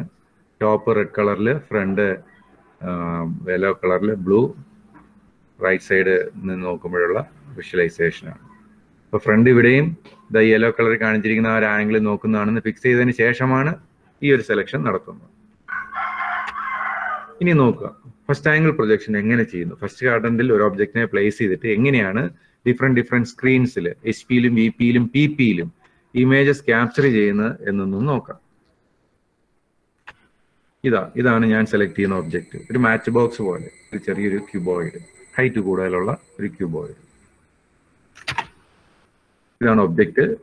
ഫ്രണ്ട് വ്യൂ ഡയറക്ഷന് വേണ്ടി നമ്മൾ നോക്കാൻ വേണ്ടിയുള്ള ആരോ മാർക്കാണ് ഞാൻ ഇട്ടിരിക്കുന്നത്. എപ്പോഴും നമ്മൾ ഫ്രണ്ട് വ്യൂ ഡയറക്ഷൻ ഫിക്സ് ചെയ്യേണ്ടത് വി പിയിലേക്കാണ്. അതാണ് നമുക്ക് ആദ്യം വേണ്ടത്. വി പി ഏതാണെന്ന് സെലക്ട് ചെയ്യണം. നമ്മുടെ റൂമിൽ ഫസ്റ്റ് ക്വാഡ്രന്റ് പോലെ നമ്മൾ ഇരുന്ന് കഴിഞ്ഞാൽ വി പി ഏതാണെന്ന് സെലക്ട് ചെയ്താൽ മാത്രമേ പി പി ഏതാണെന്ന് ഫിക്സ് ചെയ്യാൻ പറ്റുകയുള്ളൂ. അപ്പോൾ ഒരു ഒബ്ജക്റ്റിനെ സംബന്ധിച്ച് അതിന്റെ മജോറിറ്റി ജോമെട്രിക്കൽ ഡിസ്ക്രിപ്ഷൻസ് കിട്ടുന്ന സൈഡ് ഏതാണോ അത് ഫ്രണ്ട് ആയിട്ട് എടുക്കണം. അപ്പൊ നമ്മുടെ വീടിന്റെ ഫ്രണ്ട് നമ്മൾ ഫിക്സ് ചെയ്യുന്നത് എങ്ങനെയാണ്? വീടിന്റെ സൈഡ് വാൾസും സൈഡ് വിൻഡോസും വരുന്ന ഭാഗത്തിന് നമ്മൾ ഫ്രണ്ട് ആയിട്ട് ഒരിക്കലും ഇമേജ് ചെയ്യാറില്ലല്ലോ. എന്തുകൊണ്ടാണ്? ആ ഒരു പൊട്ടിക്കോ കാർ പോർച്ച് എല്ലാം വരുന്ന ഭാഗങ്ങൾ നമ്മൾ ഫ്രണ്ട് ആയിട്ട് എടുക്കുന്നത്. അതാണ് വീടിന്റെ ആ മേജർ പ്രിൻസിപ്പൽ പ്രിൻസിപ്പലായിട്ട് ആ വീടിന്റെ ഇമ്പോർട്ടൻ്റ് ആയിട്ടുള്ള ഒരു വ്യൂ അവിടെയാണ് ഉണ്ടാകുന്നത്. അതുകൊണ്ടാണ് നമ്മൾ ആ ഒരു വ്യൂവിനെ ഫ്രണ്ട് വ്യൂ ആയിട്ട് എടുക്കുന്നതും ആ രീതിയിൽ വീടിന്റെ ഫ്രണ്ട് സർഫസ് അല്ലെങ്കിൽ ഫ്രണ്ട് ഏരിയ ഏതാണെന്ന് ഫിക്സ് ചെയ്യുന്നതും ആ ഒരു ലോജിക്കിലാണല്ലോ. അതുപോലെ തന്നെ നമ്മൾ കൈകാര്യം ചെയ്യുന്ന ഒബ്ജക്റ്റിന്റെ ഷേപ്പ് നോക്കുക, അതിന്റെ ജോമെട്രിക്കൽ ഷേപ്പ് പ്രത്യേകതകൾ നോക്കുക. ഏറ്റവും ഹൈലൈറ്റ് ചെയ്യപ്പെടേണ്ട ആ ഒരു സൈഡ് വ്യൂവിനെ നമ്മൾ ഫ്രണ്ട് വ്യൂ ആയിട്ട് എടുക്കുക. അങ്ങനെ ഫ്രണ്ട് വ്യൂ ഫിക്സ് ചെയ്ത് കഴിഞ്ഞാൽ അതർ സൈഡ്സ് ഒക്കെ റൈറ്റ് സൈഡും ലെഫ്റ്റ് സൈഡും ആക്കി മാറ്റും. അങ്ങനെ നോക്കുമ്പോൾ ഞാൻ ഈ ക്യൂബോയിഡിന്റെ ഈ ബ്ലൂ സർഫസിനെ ഒരു മേജർ സർഫസ് ആയിട്ട് സെലക്ട് ചെയ്തുകൊണ്ട് ആ ഒരു ആംഗിളിൽ നോക്കുന്നതിനെ ഫ്രണ്ട് ആയിട്ട് ഫിക്സ് ചെയ്യുകയാണ്. ഈ ഫ്രണ്ട് സർഫസ് വേണം വി പിയിൽ ഉണ്ടാവാൻ. അപ്പൊ ഈ ബ്ലൂ സർഫസിന് പാരലായിട്ട് അതിന്റെ ബാക്ക് സൈഡിലായിരിക്കണം വി പി ഉണ്ടാവേണ്ടത്. അപ്പൊ മുകളിൽ നിന്ന് താഴോട്ട് നോക്കിയാൽ ടോപ്പ് വ്യൂ, സൈഡിൽ നിന്ന് ഈ സൈഡിൽ നിന്ന് നോക്കിയാൽ സൈഡ് വ്യൂ. അപ്പൊ യെല്ലോ കളറിലുള്ളത് ഇവിടെ കാണുന്നത് ലെഫ്റ്റ് സൈഡ് വ്യൂ ആണ്. ഇനി ആ ക്വാഡ്രന്റ് ഞാൻ ഇവിടേക്ക് കൊണ്ടുവരാം. ഇവിടെ വിഷ്വൽ റേസ് അവിടെ നിന്ന് ഞാൻ പ്രൊജക്റ്റ് ചെയ്തിട്ടുണ്ട്. നിങ്ങൾക്ക് കാണാമോ എന്ന് സൂം ചെയ്ത് നോക്കുക, എന്തെങ്കിലും ചെയ്യുക. അല്ലെങ്കിൽ നിങ്ങളുടെ മൊബൈലിന്റെ സിസ്റ്റത്തിന്റെ ബ്രൈറ്റ്നെസ് ഒന്ന് കൺട്രോൾ ചെയ്ത് നോക്കുക.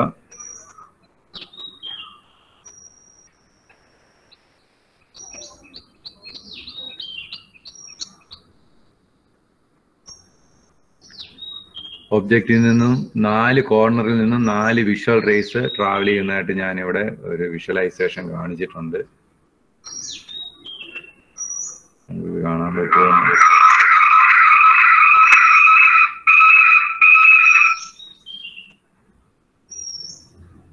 അബ്ദുള്ള ബിൻ അൻസാരി, വിഷ്വൽ റേസ് കാണാമോ നിങ്ങൾക്ക് സ്ക്രീനിൽ? 4 കോർണറിൽ നിന്നും. ഓക്കെ. ഈ കോർണറിൽ നിന്നുള്ള വിഷ്വൽ റേസ് മാത്രമല്ല ഉള്ളത്, ആ complete blue surface, vertical wall ആയിട്ട് നിൽക്കുന്ന ബ്ലൂ സർഫസിൽ നിന്നും ഒരുപാട് infinite number of visual rays travel ചെയ്യുന്നുണ്ട്, പല ആംഗിളുകളിൽ ട്രാവൽ ചെയ്യുന്നുണ്ട്. അതിൽ നമ്മുടെ ഓർത്തോഗ്രാഫിക് ആ റിസൾട്ട് കിട്ടാൻ വേണ്ടി 90 ഡിഗ്രിയിൽ വി പിയിൽ ഹിറ്റ് ചെയ്യാൻ വേണ്ടി പാകത്തിനുള്ള വിഷ്വൽ റേസ് മാത്രം നമ്മൾ സെലക്ട് ചെയ്യുന്നേ ഉള്ളൂ. ബാക്കിയൊക്കെ ഫിൽട്ടർ ഔട്ട് ചെയ്യുന്നതായിട്ട് സങ്കല്പിച്ചാൽ മതി. അതിന് ഒരുപാട് വിഷ്വൽ റേസ് ഈ ഒരു ഡയറക്ഷനിൽ ആ ബോഡിയിൽ നിന്നും ട്രാവൽ ചെയ്യുന്നുണ്ടെന്ന് നമുക്കറിയാം. അതിൽ നിന്ന് 4 കോർണറിൽ നിന്ന് സെലക്ട് ചെയ്ത് കഴിഞ്ഞാൽ നമുക്ക് ആ 4 കോർണറുകൾ പ്രൊജക്ട് ചെയ്യാം. 4 കോർണറുകൾ പ്രൊജക്ട് ചെയ്ത് സ്ക്രീനിൽ ക്യാപ്ചർ ചെയ്ത് കഴിഞ്ഞാൽ നമുക്കത് ജോയിൻ ചെയ്താൽ ആ ഇമേജ് ഉണ്ടാക്കാം. അതിനുവേണ്ടിയാണ് ഈ കോർണറുകളിൽ നിന്നുള്ള വിഷ്വൽ റേസ് മാത്രം ഇവിടെ വിഷ്വലൈസ് ചെയ്യാൻ ശ്രമിച്ചിരിക്കുന്നത്. ഇതാ വി പിയിൽ അത് ഹിറ്റ് ചെയ്തപ്പോൾ 90 ഡിഗ്രിയിൽ ചെന്ന് ഹിറ്റ് ചെയ്യുകയാണ്. ഫ്രണ്ട് വ്യൂ ഇമേജ് അവിടെ ഉണ്ടായി. ഒബ്ജക്റ്റിന്റെ ബ്ലൂ കളറിൽ കാണിച്ചിരിക്കുന്ന ഫ്രണ്ട് സർഫസ് വി പിയിൽ ഉണ്ടായി. ഇതുപോലെ ടോപ്പ് വ്യൂ ഡയറക്ഷനിൽ താഴേക്ക് വിഷ്വൽ റേസ് അത് വി പിയിലാണ് ഉണ്ടായത്, അത് ഫ്രണ്ട് വ്യൂ ആണ്, അതൊന്ന് മാർക്ക് ചെയ്യുന്നു. ടോപ്പ് വ്യൂ ഡയറക്ഷനിൽ താഴേക്ക് ഒന്ന് പ്രൊജക്ട് ചെയ്താൽ 4 വിഷ്വൽ റേസ് താഴേക്ക് പോകുന്നുണ്ട്. താഴെ എച്ച് പി ഉണ്ട്. എച്ച് പിയിൽ അത് ക്യാപ്ചർ ചെയ്താൽ ഇതാ ഇങ്ങനെ ഉണ്ടാവും. 4 കോർണറുകൾ ക്യാപ്ചർ ചെയ്യുന്നു, അതിനുശേഷം ജോയിൻ ചെയ്യുന്നു. അതിന് നോക്കുക, എച്ച് പിയിൽ ടോപ്പ് വ്യൂ ആണ് ഉണ്ടായത്. ഇനി സൈഡ് വ്യൂവിന് വേണ്ടിയോ വിഷ്വൽ റേസ് ലെഫ്റ്റ് സൈഡിൽ നിന്ന് നോക്കുമ്പോൾ വിഷ്വൽ റേസ് റൈറ്റ് സൈഡിലേക്കാണ് പ്രൊജക്ട് ചെയ്യപ്പെടുന്നത്. ഈ ഒരു വിഷ്വൽ റേസ് പ്രൊജക്ട് ചെയ്യുന്ന ആ ഒരു കൺസെപ്റ്റ് കൊണ്ടാണ് ഇതിനെ മെത്തേഡ് ഓഫ് പ്രൊജക്ഷൻ എന്ന് വിളിക്കുന്നതും ഓർത്തോഗ്രാഫിക് പ്രൊജക്ഷൻ എന്ന് വിളിക്കുന്നത്. ആ പ്രൊജക്ഷൻ എന്നുള്ള ആ ടെക്നിക്കൽ ടേം കടന്നു വരുന്നത് ഇതുകൊണ്ടാണ്. ഫസ്റ്റ് ആംഗിൾ പ്രൊജക്ഷനെ കുറിച്ചാണ് നമ്മൾ സംസാരിക്കുന്നത്. നമ്മളൊരു മൂവി ഹാളിൽ മൂവി കാണുന്നത് പോലെ തന്നെ വിഷ്വൽ റേസ് പ്രൊജക്ട് ചെയ്യുകയാണ്, സ്ക്രീനിൽ ക്യാപ്ചർ ചെയ്യുകയാണ്. ഈ ഇതുപോലെ പാരലലി ട്രാവൽ ചെയ്യുന്ന, ഹൊറിസോണ്ടലി ട്രാവൽ ചെയ്യുന്ന, സ്ക്രീനുമായിട്ട് 90 ഡിഗ്രി ഹിറ്റ് ചെയ്യുന്ന വിഷ്വൽ റേസ് മാത്രമേ കൺസിഡർ ചെയ്യുന്നുള്ളൂ എന്ന് മാത്രം. മൂവി ഹാളിൽ അങ്ങനെയല്ലല്ലോ. മൂവി ഹാളിൽ ഒരു ചെറിയ ലൈറ്റ് സോഴ്സിൽ നിന്നും ഡൈവേർജ് ചെയ്തു പോകുന്ന വിഷ്വൽ റേസ് ആണ് ഒരു ബിഗ് സ്ക്രീനിലേക്ക് എൻലാർജ് ചെയ്ത ഇമേജിനെ തരുന്നത്. അവിടെ വിഷ്വൽ റേസിന്റെ ട്രാവലിംഗ് ഹൊറിസോണ്ടലി അല്ല, ഒരു ഇൻക്ലൈൻഡ് പാത്തിലാണ്. അത് നമുക്ക് മൂവി ഹാളിൽ ഇരുന്നാൽ കാണാൻ പറ്റും. അത് ഡൈവേർജ് ചെയ്താണ് പോകുന്നത്, ലൈറ്റ് സോഴ്സിൽ നിന്ന് സ്ക്രീനിലേക്ക് ഡൈവേർജ് ചെയ്താണ്. അതുകൊണ്ടാണ് അവിടെ നമ്മൾ സൂം ചെയ്യുന്നത് മാതിരി വലിയ ഇമേജസ് കാണാൻ പറ്റുന്നത്. ഇവിടെ ഡൈവേർജിങ്ങും ഇല്ല, കൺവേർജിങ്ങും ഇല്ല. നിങ്ങൾക്ക് ഈ സ്ക്രീനിൽ കാണാം, എല്ലാം ഹൊറിസോണ്ടലി ട്രാവൽ ചെയ്യുന്ന, പാരലലി ട്രാവൽ ചെയ്യുന്ന വിഷ്വൽ റേസ് മാത്രമാണ്. അത് അവസാനം ചെന്ന് സ്ക്രീനിൽ ഹിറ്റ് ചെയ്യുന്നതാവട്ടെ 90 ഡിഗ്രിയിൽ. അതുകൊണ്ട് ആ ഫ്രണ്ട് വ്യൂ നോക്കുക. ഫ്രണ്ട് വ്യൂവിന് എത്ര ഹൈറ്റ് ഉണ്ടോ അത് ഒബ്ജക്റ്റിന്റെ അതേ ഹൈറ്റ് ആണ്. ഫ്രണ്ട് വ്യൂവിന് എത്ര വിഡ്ത്ത് ഉണ്ട് അത് ഒബ്ജക്റ്റിന്റെ അതേ വിഡ്ത്ത് ആണ്. ആ ഒബ്ജക്റ്റിൽ എഴുതിയിരിക്കുന്ന ആ ബ്ലൂ കളർ സർഫസ് നോക്കുക, അതിന്റെ അതേ ഡയമെൻഷനും ഷേപ്പുമാണ് ഫ്രണ്ട് വ്യൂവിന് കിട്ടിയത്. കാരണം ഓർത്തോ ഗ്രാഫിക് പ്രൊജക്ഷൻ ആയതുകൊണ്ടാണ്. ടോപ്പ് വ്യൂവിലും അത് തന്നെ സംഭവിച്ചിരിക്കുന്നു, സൈഡ് വ്യൂവിലും അതാണ് സംഭവിക്കാൻ പോകുന്നത്. ഇപ്പൊ റൈറ്റ് സൈഡിൽ നിന്നുള്ള വ്യൂ റൈറ്റിൽ നിന്ന് ലെഫ്റ്റിലേക്ക് പ്രൊജക്ട്, ലെഫ്റ്റ് സൈഡിൽ നിന്നുള്ള വ്യൂ ലെഫ്റ്റിൽ നിന്ന് റൈറ്റിലേക്ക് പ്രൊജക്ട് ചെയ്യപ്പെടുന്ന വിഷ്വൽ റേസിലൂടെയാണ് റൈറ്റ് സൈഡിലുള്ള പ്രൊഫൈൽ പ്ലെയിനിൽ കിട്ടുന്നത്. അതുകൊണ്ടാണ് ഈ റൈറ്റ് സൈഡിലുള്ള പ്രൊഫൈൽ പ്ലെയിനിൽ ലെഫ്റ്റ് സൈഡ് വ്യൂ ഉണ്ടാവാൻ കാരണം അതുകൊണ്ടാണ്. ബോട്ടമിലുള്ള HP പ്ലെയിനിൽ ടോപ്പ് വ്യൂ ഉണ്ടാകാനുള്ള കാരണം അത് തന്നെയാണ്. ബാക്ക് സൈഡിലുള്ള VPയിൽ ഫ്രണ്ട് വ്യൂ ഉണ്ടാകാനുള്ള കാരണം അത് തന്നെയാണ്. അപ്പൊ ഇവിടെ PP-യിൽ റൈറ്റ് സൈഡിലുള്ള PP-യിൽ ലെഫ്റ്റ് സൈഡ് വ്യൂ ക്യാപ്ചർ ചെയ്തു. ഇതാണ് ഫസ്റ്റ് ആംഗിൾ പ്രൊജക്ഷൻ. ഇത് നമ്മൾ HP-യെ താഴേക്ക് റൊട്ടേറ്റ് ചെയ്യണം. അപ്പോൾ VPക്ക് പാരലായിട്ട് താഴെ ഹാങ് ചെയ്യുന്ന ഒരു ടോപ്പ് വ്യൂ ഉണ്ടാവും. PP-യിലുള്ള സൈഡ് വ്യൂവിനെ സൈഡിലേക്ക് വിൻഡോ ഓപ്പൺ ചെയ്യുന്ന പോലെ ഓപ്പൺ ചെയ്യണം. അപ്പോൾ VP-യിലുള്ള ഫ്രണ്ട് വ്യൂവിന്റെ റൈറ്റ് സൈഡിൽ സൈഡ് വ്യൂ ഉണ്ടാവും. ആ ഒരു ലേഔട്ടാണ് ഞാനിവിടെ അവസാനം കാണിച്ചിരിക്കുന്നത്. അപ്പൊ നമ്മൾ ഷീറ്റിലേക്ക് വരയ്ക്കുന്ന ഈ ഒരു റിസൾട്ടാണ്. ഇവിടെ നോക്കുക, ഫ്രണ്ട് വ്യൂ ടോപ്പ് വ്യൂവും വെർട്ടിക്കലി അലൈൻഡ് ആണ്. ഫ്രണ്ട് വ്യൂ എവിടെ വരച്ചിരിക്കുന്നോ അതിന്റെ നേരെ താഴെ തന്നെയാണ് ടോപ്പ് വ്യൂ ഉണ്ടാകുന്നത്. അത് ഇത്തിരി ലെഫ്റ്റിലോട്ടോ റൈറ്റിലോട്ടോ മാറിപ്പോകാൻ പാടില്ല. ആ വെർട്ടിക്കൽ അലൈൻമെന്റ് ശ്രദ്ധിക്കുക, ഫ്രണ്ട് വ്യൂ ടോപ്പ് വ്യൂ തമ്മിൽ. അവസാനത്തെ റിസൾട്ട് നോക്കിയാൽ മതി. XY ലൈനിന്റെ മുകളിൽ ഫ്രണ്ട് വ്യൂ, XY ലൈനിന്റെ താഴെ top view. Front view top view തമ്മിൽ 2 റെക്ടാംഗിൾസ് ഗ്രീൻ കളറിൽ വരച്ചിട്ടുണ്ട്. ആ വെർട്ടിക്കൽ അലൈൻമെന്റ് ശ്രദ്ധിക്കുക. അതുപോലെ ഫ്രണ്ട് വ്യൂ സൈഡ് വ്യൂ തമ്മിൽ ഹൊറിസോണ്ടൽ അലൈൻമെന്റ് ഉണ്ട്, അതും ശ്രദ്ധിക്കുക. ഞാനീ പറയുന്നത് അലൈൻമെന്റ് ഞാനിവിടെ ഒന്ന് ഹൈലൈറ്റ് ചെയ്ത് കാണിക്കാം. കളറ് വേണം. ഈ ഒരു അലൈൻമെന്റ് ആണ് ഞാൻ പറയുന്നത്, ഫ്രണ്ട് വ്യൂ ടോപ്പ് വ്യൂ തമ്മിൽ. അതുപോലെ നമുക്ക് ഫ്രണ്ട് വ്യൂ സൈഡ് വ്യൂ തമ്മിലുള്ള അലൈൻമെന്റ് നോക്കാം.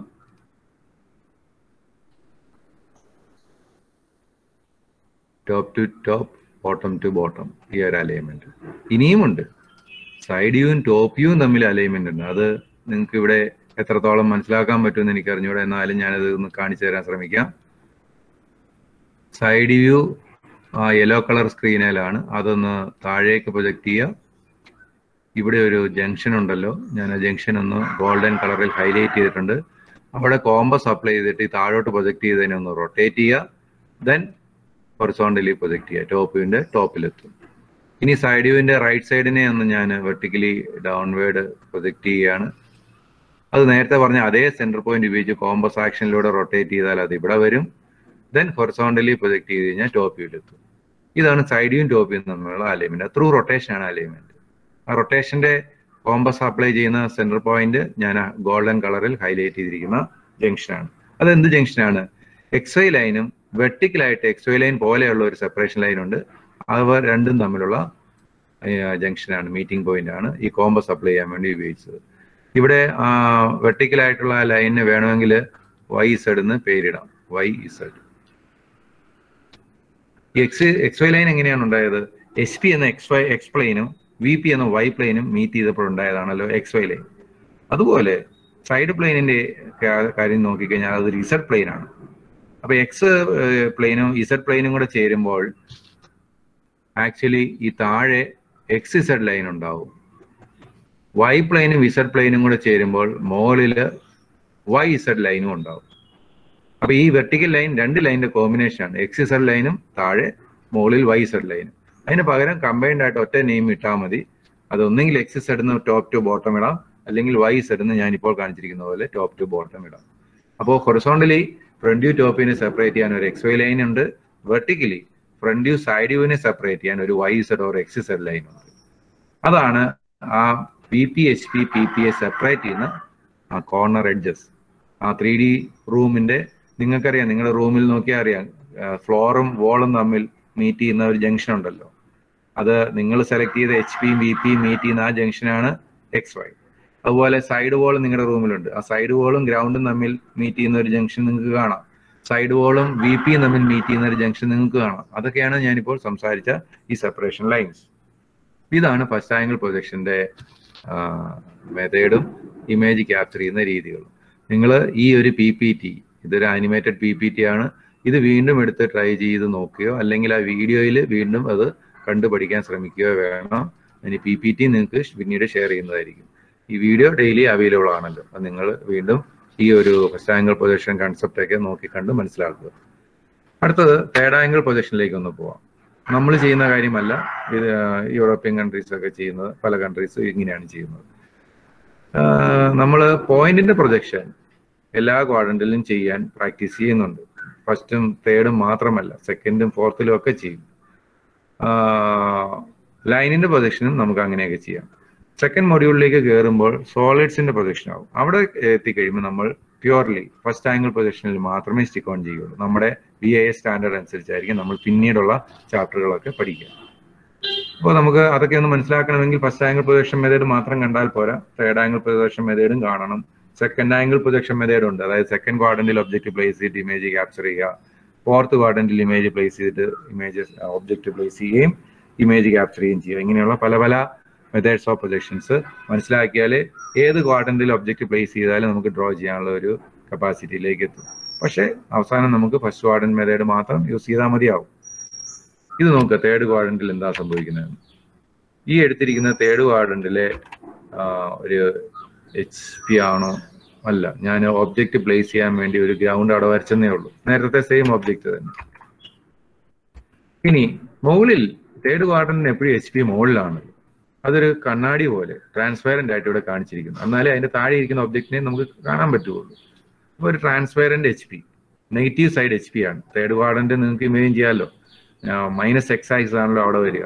നെഗറ്റീവ് സൈഡ് HP ആണ്. അത് ട്രാൻസ്പെറന്റ് ആയിട്ടൊരു ഗ്ലാസ് പോലെ ഒബ്ജക്റ്റിന് മുകളിലാണുള്ളത്. അപ്പോൾ അതാണ് HP. അതിലേക്ക് പ്രൊജക്ട് ചെയ്യുക എന്ന് പറഞ്ഞാൽ ടോപ്പ് വ്യൂവിന് വേണ്ടി നമ്മൾ എപ്പോഴും മുകളിൽ നിന്ന് താഴോട്ട് തന്നെ നോക്കണം. ടോപ്പ് വ്യൂ ക്യാപ്ചർ ചെയ്യാൻ താഴെ നിന്ന് മുകളിലോട്ട് നോക്കുന്ന നല്ല രീതി, മുകളിൽ നിന്ന് താഴോട്ട് തന്നെ നോക്കണം. നോട്ടത്തിന് മാറ്റമില്ല. ഫസ്റ്റ് ക്വാഡ്രന്റിൽ ഒബ്ജക്റ്റ് വെച്ചാലും ടോപ്പ് വ്യൂവിന് നോക്കുന്ന ഈ ആരോ ഇട്ടിരിക്കുന്ന ഡയറക്ഷനിൽ തന്നെയാണ്. തേർഡ് ക്വാഡ്രന്റിൽ ഒബ്ജക്റ്റ് വെച്ചാലും ടോപ്പ് വ്യൂവിന് വേണ്ടി നോക്കേണ്ടത് ഇതാ ഈ കാണുന്ന ആരോ ഡയറക്ഷനിൽ തന്നെയാണ്. പക്ഷെ ഇവിടെ ഒരു പ്രശ്നം, ഒബ്ജക്റ്റിനും നോക്കുന്ന ആൾക്കും ഇടയ്ക്ക് ഒരു തടസ്സമായിട്ട് HP വന്നു. ഫസ്റ്റ് ക്വാഡ്രന്റിൽ ആ പ്രശ്നം ഇല്ലായിരുന്നു. ഒബ്ജക്റ്റിന്റെ നോക്കുന്ന ആളുടെയും ഇടയ്ക്കല്ലായിരുന്നു HP. ഒബ്ജക്റ്റിന്റെ അതർ സൈഡിലായിരുന്നു. നോക്കുന്നയാൾ ഒരു സൈഡിലും ഒബ്ജക്റ്റ് അതിന് ശേഷം ഈ ഇമേജ് ക്യാപ്ചർ ചെയ്യുന്ന സർഫസ് അതിനുശേഷം ആ ഒരു ക്രമത്തിലായിരുന്നു. പക്ഷെ തേർഡ് ക്വാഡ്രന്റിലേക്ക് എത്തിയപ്പോൾ ആ ക്രമം മാറി. ഇടയ്ക്ക് തടസ്സമായിട്ട് HP കയറി വന്നു. അതുകൊണ്ടാണ് അതൊരു ട്രാൻസ്പെറന്റ് ഗ്ലാസ് ഷീറ്റ് പോലെ കരുതിയാൽ മതി എന്ന് ഞാൻ പറഞ്ഞു. ഇതെല്ലാം ഒരു ജസ്റ്റ് വിഷ്വലൈസേഷൻ മാത്രമാണ്. അങ്ങനെയാണെങ്കിൽ പ്രൊജക്ഷൻ നടത്തുമ്പോൾ വിഷ്വൽ റേസ് മുമ്പോട്ട് ടോപ്പ് വ്യൂ ആ ഒരു ആരോ ഇട്ടിരിക്കുന്ന ഡയറക്ഷനിൽ പ്രൊജക്ഷൻ നടത്തുന്നതിന് പകരം പുറകോട്ട് പ്രൊജക്ഷൻ നടത്തിയാലേ ആ ടോപ്പ് വ്യൂവിനെ ഈ സർഫസിൽ ഉണ്ടാക്കിയെടുക്കാൻ പറ്റുകയുള്ളൂ. ടോപ്പ് വ്യൂ അങ്ങനെ ഈ ഗ്ലാസ് സർഫസിൽ കിട്ടും. ഫ്രണ്ട് വ്യൂ എങ്ങനെയാണ് സംഭവിക്കുക? ഫ്രണ്ട് വ്യൂവും ദാ ഇവിടെയാണ്, ഈ ഒരു ഗ്ലാസ് സർഫസ് പോലെയാണ്. കാരണം നോക്കുന്നയാൾ എപ്പോഴും ദാ ഈ ആംഗിളിലാണ് നോക്കുക. നോട്ടത്തിന് ഒരിക്കലും മാറ്റമില്ല. നോക്കുന്നയാളുടെ ആരോ എപ്പോഴും ഫിക്സഡ് ആണ്. അത് ഫസ്റ്റ് ക്വാഡ്രന്റിലാണേലും സെക്കൻഡ് ക്വാഡ്രന്റിലാണേലും തേർഡ് ഓർ ഫോർത്തിലാണേലും ഫ്രണ്ട് വ്യൂവിന് വേണ്ടി ടുവേർഡ്സ് VP ഇങ്ങനെ തന്നെ നോക്കണം. ടോപ്പ് വ്യൂവിന് വേണ്ടി ടുവേർഡ്സ് HP ഇങ്ങനെ തന്നെ നോക്കണം. അതുപോലെ തന്നെ സൈഡ് വ്യൂവിന് വേണ്ടി. ആ കേസിൽ ഇത് നെഗറ്റീവ് സൈഡ് VP ആണ്. തേർഡ് ക്വാഡ്രന്റിൽ ഇത് നെഗറ്റീവ് സൈഡ് -Y ആക്സിസ് പോലെയാണ്. നെഗറ്റീവ് സൈഡ് VP ആണ്.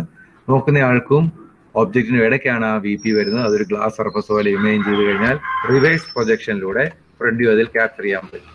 ഇതുപോലെ തന്നെ സൈഡ് വ്യൂ, അതിനുള്ള പ്രൊഫൈൽ പ്ലെയിന് നോക്കുന്നയാൾക്കും ഒബ്ജക്റ്റിന് ഇടയ്ക്കാണ്. അതിലേക്ക് പ്രൊജക്ട് ചെയ്താൽ സൈഡ് വ്യൂ അവിടെ കിട്ടും. ഇവിടെ നോക്കുക, ലെഫ്റ്റ് സൈഡ് വ്യൂ കിട്ടിയിരിക്കുന്നത് ലെഫ്റ്റ് സൈഡിലെ VP-യിൽ തന്നെയാണ്. ഫ്രണ്ട് വ്യൂ കിട്ടിയിരിക്കുന്നത് ഫ്രണ്ടിലുള്ള VP-യിൽ തന്നെയാണ്. ആ VP ഒബ്ജക്റ്റിന്റെ ഫ്രണ്ടിലാണ്. ടോപ്പ് വ്യൂ കിട്ടിയിരിക്കുന്നത് ഒബ്ജക്റ്റിന്റെ ടോപ്പിലുള്ള HP-യിലാണ്. അതാണ് ആ ലേഔട്ട് അവസാനം ആ രീതിയിൽ കറക്റ്റ് ആയിട്ട് വരാൻ കാരണം. ടോപ്പ് വ്യൂ ടോപ്പിലുള്ള HP-യിൽ ഫ്രണ്ട് വ്യൂ, ഫ്രണ്ടിലുള്ള VP-യിൽ side view, left side view, left സൈഡിലുള്ള PP-യിൽ. ഈ രീതിയിലാണ് തേർഡ് ആംഗിൾ പ്രൊജക്ഷനിൽ റിസൾട്ട് ഉണ്ടാവുക. ഇത് നമ്മൾ പേപ്പറിലേക്ക് വരച്ചു കഴിഞ്ഞാൽ ഫ്രണ്ട് വ്യൂവിന്റെ ടോപ്പിൽ ടോപ്പ് വ്യൂ, ഫ്രണ്ട് വ്യൂവിന്റെ ലെഫ്റ്റ് സൈഡിൽ ലെഫ്റ്റ് സൈഡ് വ്യൂ. നേരത്തെ PPT നിങ്ങൾ വീണ്ടും എടുത്ത് നോക്കണം, ഇതുമായിട്ട് കമ്പയർ ചെയ്യണം. നേരത്തെ PPT-യിലെ ലേഔട്ട് ഞാൻ ഇവിടെ ഒന്ന് പെന്നുകൊണ്ട് വരയ്ക്കാം. ഇത് ഫ്രണ്ട് വ്യൂ ഉണ്ടായ സർഫസ്, താഴെ ടോപ്പ് വ്യൂ ഉണ്ടായ സർഫസ്, ഫ്രണ്ട് വ്യൂവിന്റെ താഴെയാണ് ടോപ്പ് വ്യൂ, ഫ്രണ്ട് വ്യൂവിന്റെ റൈറ്റ് സൈഡിൽ ലെഫ്റ്റ് സൈഡ് വ്യൂ ഉണ്ടാകുന്ന സർഫസ്. ഇങ്ങനെയാണ് ഫസ്റ്റ് ആംഗിൾ പൊസിഷനിൽ സംഭവിച്ചത്. അപ്പോൾ തേർഡ് ആംഗിൾ പൊസിഷനായിട്ട് വ്യത്യാസം നോക്കിയേ. ഇവിടെ ഫ്രണ്ട് വ്യൂ ബേസ് ചെയ്ത് വേണം നമ്മൾ എല്ലാ ലേഔട്ടും ഫിക്സ് ചെയ്യാൻ. ഫ്രണ്ട് വ്യൂവിന്റെ താഴെ ടോപ്പ് വ്യൂ, ഫ്രണ്ട് വ്യൂവിന്റെ റൈറ്റ് സൈഡിൽ ലെഫ്റ്റ് സൈഡ് വ്യൂ, മുകളിൽ ഫ്രണ്ട് വ്യൂ ബേസ് ചെയ്ത് വേണം എല്ലാം ഫിക്സ് ചെയ്യാൻ. ഫ്രണ്ട് വ്യൂവിന്റെ ടോപ്പിൽ ടോപ്പ് വ്യൂ, ഫ്രണ്ട് വ്യൂവിന്റെ ലെഫ്റ്റ് സൈഡിൽ തന്നെ ലെഫ്റ്റ് സൈഡ് വ്യൂ. ഇതാണ് തേർഡ് ആംഗിൾ പ്രൊജക്ഷൻ. ഇതിൽ നിന്ന് ഇത്തരം കാര്യങ്ങളാണ് മനസ്സിലാക്കാനുള്ളത്. ഇനി ഒരു 3D ഒബ്ജക്റ്റ്, ഞാൻ തൽക്കാലം ഒരു 3D, ഒന്നോ രണ്ടോ 3D ഒബ്ജക്റ്റ് ഇവിടെ കാണിക്കാം. ഈ മെത്തേഡ് ഓഫ് പ്രൊജക്ഷൻ ഉപയോഗിച്ച് ഇമേജസ് ക്യാപ്ചർ ചെയ്യുന്നതൊന്ന് നോക്കാം. ഇതൊരു സോളിഡ് മോഡലാണ്, സ്റ്റെപ്പ് പോലെയൊക്കെ ഉണ്ടാക്കി വെച്ചിരിക്കുന്ന സോളിഡ് മോഡൽ. ഇതിൽ ഫ്രണ്ട് ഏതാണ്, ടോപ്പ് ഏതാണ്, സൈഡ് ഏതാണ് നമ്മൾ ആദ്യം ഫിക്സ് ചെയ്യണം. L ഷേപ്പിൽ ഒരു സർഫസ് കാണാം.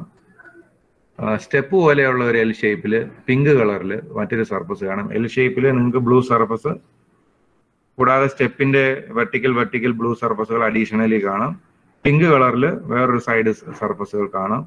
ഗ്രീൻ കളറിൽ ടോപ്പ് സർഫസുകൾ കാണാം. ആകാശ് ഓൺലൈൻ ഉണ്ടോ? ഇതിൽ ഏത് കളർ സർഫസ് ആണ് ഫ്രണ്ട് വ്യൂവിന് വേണ്ടി ആകാശിനെ സെലക്ട് ചെയ്യാൻ തോന്നുന്നത്?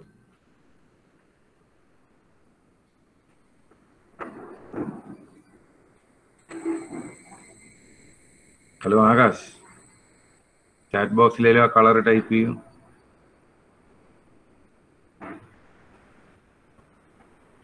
നിങ്ങളൊക്കെ ഓൺലൈൻ വെച്ചിട്ട് മുങ്ങണതാണോ? ആകാശ് മുങ്ങി.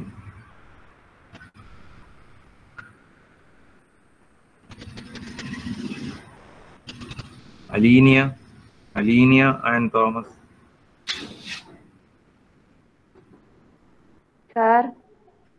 അലീനിയക്ക് ഏത് സർഫസ് ആണ് ഫ്രണ്ട് സർഫസ് ആയിട്ട് സെലക്ട് ചെയ്യാൻ തോന്നുന്നത്?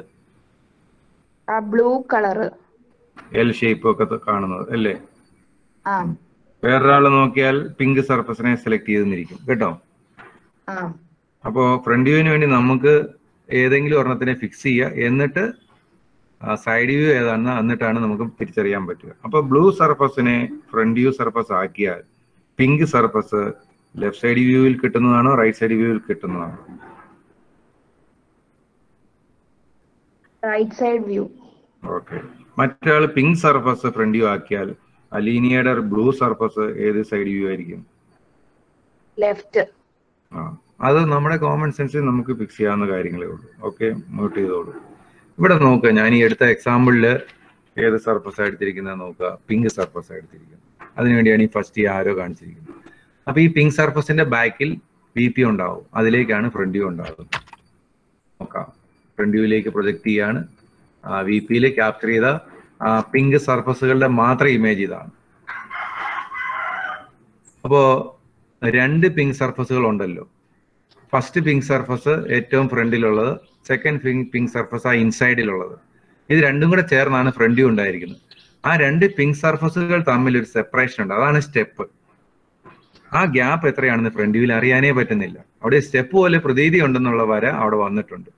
പക്ഷേ ആ രണ്ട് പിങ്കുകൾ തമ്മിൽ ഒരു സെപ്പറേഷൻ എത്രയാണെന്ന് അറിയാൻ പറ്റുന്നില്ല. അലീനിയ ഒന്നുകൂടെ ഓൺലൈൻ വരുമോ?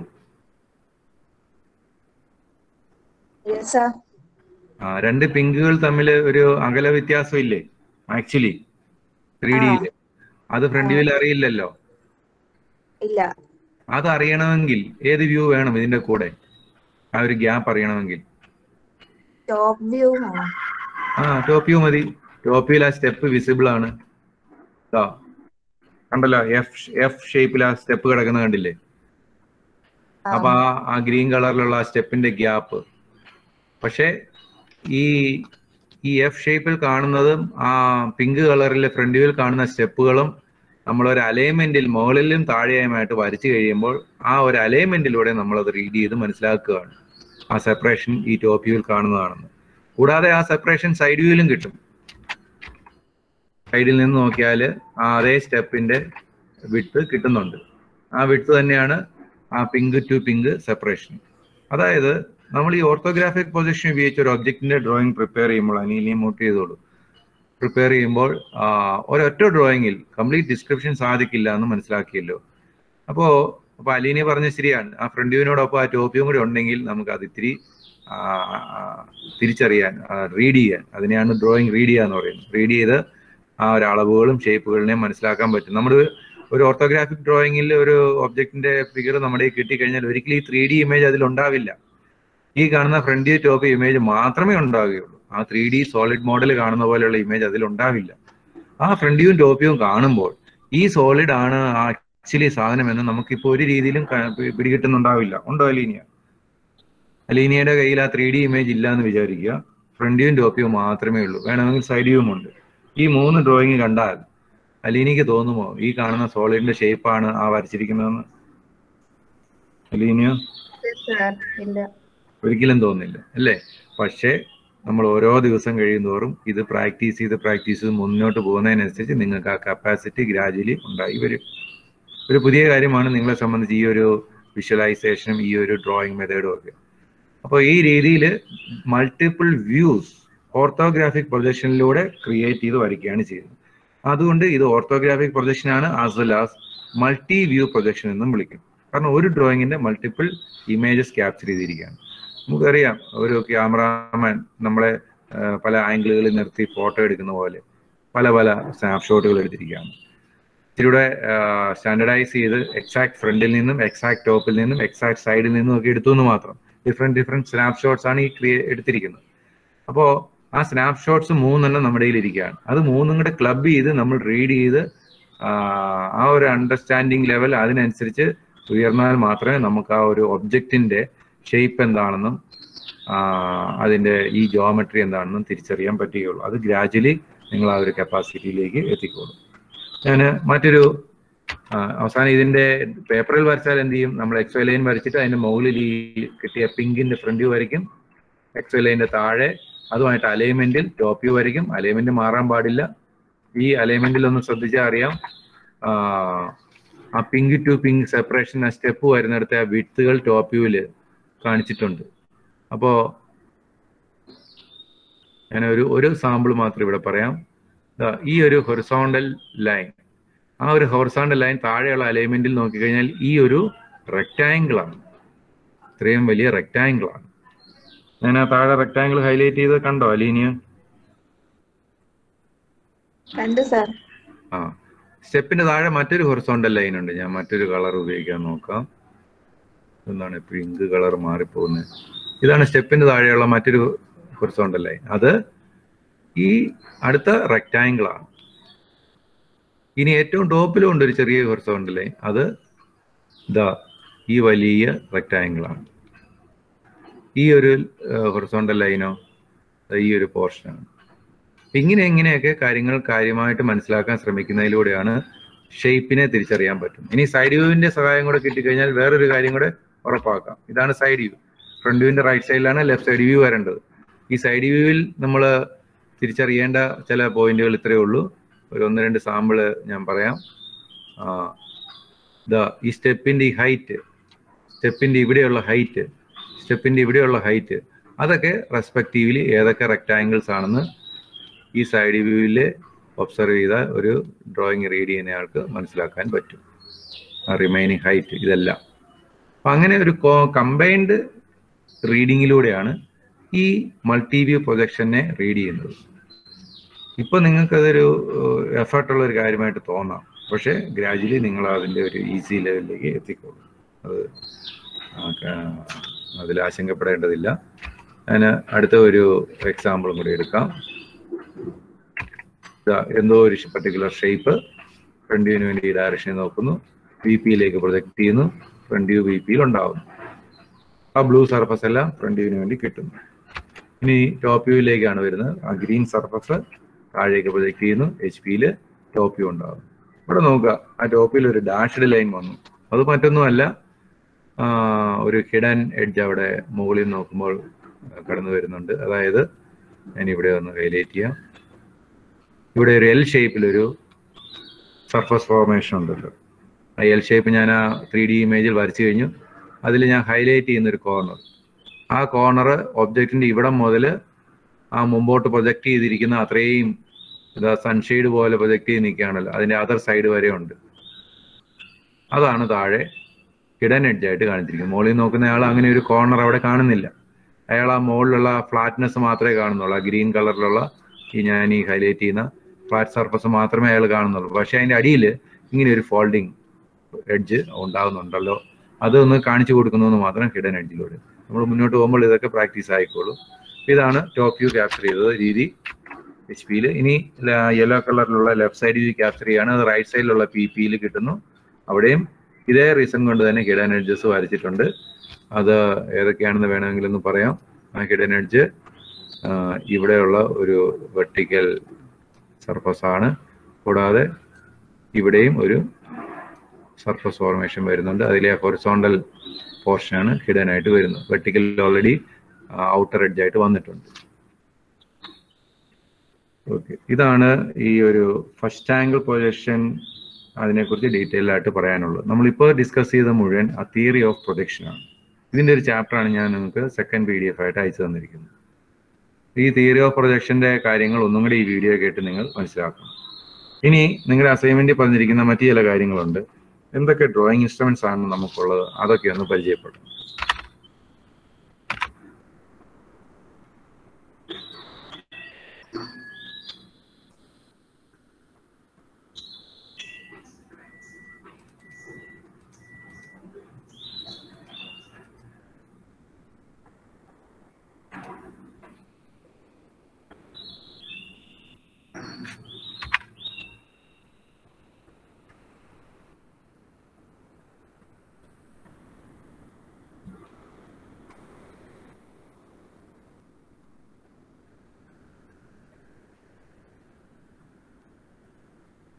ഞാനൊരു ലിസ്റ്റ് ഓഫ് ഡ്രോയിങ് ഇൻസ്ട്രുമെന്റ്സ് നിങ്ങളുടെ സ്ക്രീനിലേക്ക് കൊണ്ടുവരികയാണ്. അൽഖ മേരി ജസ്റ്റിൻ, ലിസ്റ്റ് കാണാമോ? Alkha Mary Justin. അതിലാദ്യമുള്ളത് നോക്കുക. Drawing board, drawing sheet, mini drafter, instrument box, scales, protractor, French curves, drawing pencils, eraser, drawing clip, sharpener, duster, ഒത്തിരി കാര്യങ്ങളുണ്ട്. ഇതൊന്നല്ല, ഇനിയും ഉണ്ട് കാര്യങ്ങൾ. ആദ്യത്തെ ഡ്രോയിങ് ബോർഡ്. നമുക്ക് അൽഖ മ്യൂട്ട് ചെയ്തോളൂ. നമുക്ക് പേപ്പർ ഫിക്സ് ചെയ്ത് വെക്കാനുള്ള ഒരു സ്മൂത്ത് സർഫസ് വേണം. അത്രയേ ഉള്ളൂ ഡ്രോയിങ് ബോർഡ്. നമ്മൾ ചിലപ്പോൾ ഒരു ടേബിൾ സർഫസ് ആയിരിക്കാം ഉപയോഗിക്കുന്നത്. നിങ്ങളുടെ വീട്ടിലുള്ള നോട്ട്ബുക്കിൽ തന്നെയാണ് നിങ്ങൾ വരയ്ക്കുന്നത്. രണ്ടാമത് drawing sheet. Drawing sheet A4 size മുതൽ A3, A2, A1, A0 അങ്ങനെ പല ബിഗർ സൈസുകളിലുണ്ട്. മൂന്നാമത് വരയ്ക്കാൻ ഉപയോഗിക്കുന്ന ഒരു ഇൻസ്ട്രുമെന്റ് ആണ് മിനി ഡ്രാഫ്റ്റർ. അതൊക്കെ ഞാൻ കാണിച്ചു തരാം. അടുത്തത് ഇൻസ്ട്രുമെന്റ് ബോക്സ്. അതിൻ്റെ അകത്ത് നിങ്ങൾക്കുള്ള ഇൻസ്ട്രുമെന്റ് ബോക്സ് തന്നെ തൽക്കാലം മതി. എഞ്ചിനീയേഴ്സിന് സ്പെഷ്യൽ ഇൻസ്ട്രുമെന്റ് ബോക്സ് ഉണ്ട്. S1 സമയത്ത് ഇലക്ട്രിക്കൽ ഒരു സ്റ്റുഡൻറ് അതൊക്കെ പർച്ചേസ് ചെയ്ത് തന്നെ കാണിച്ചിരുന്നു. ആവശ്യം ഉണ്ടായിരുന്ന കാര്യമല്ല.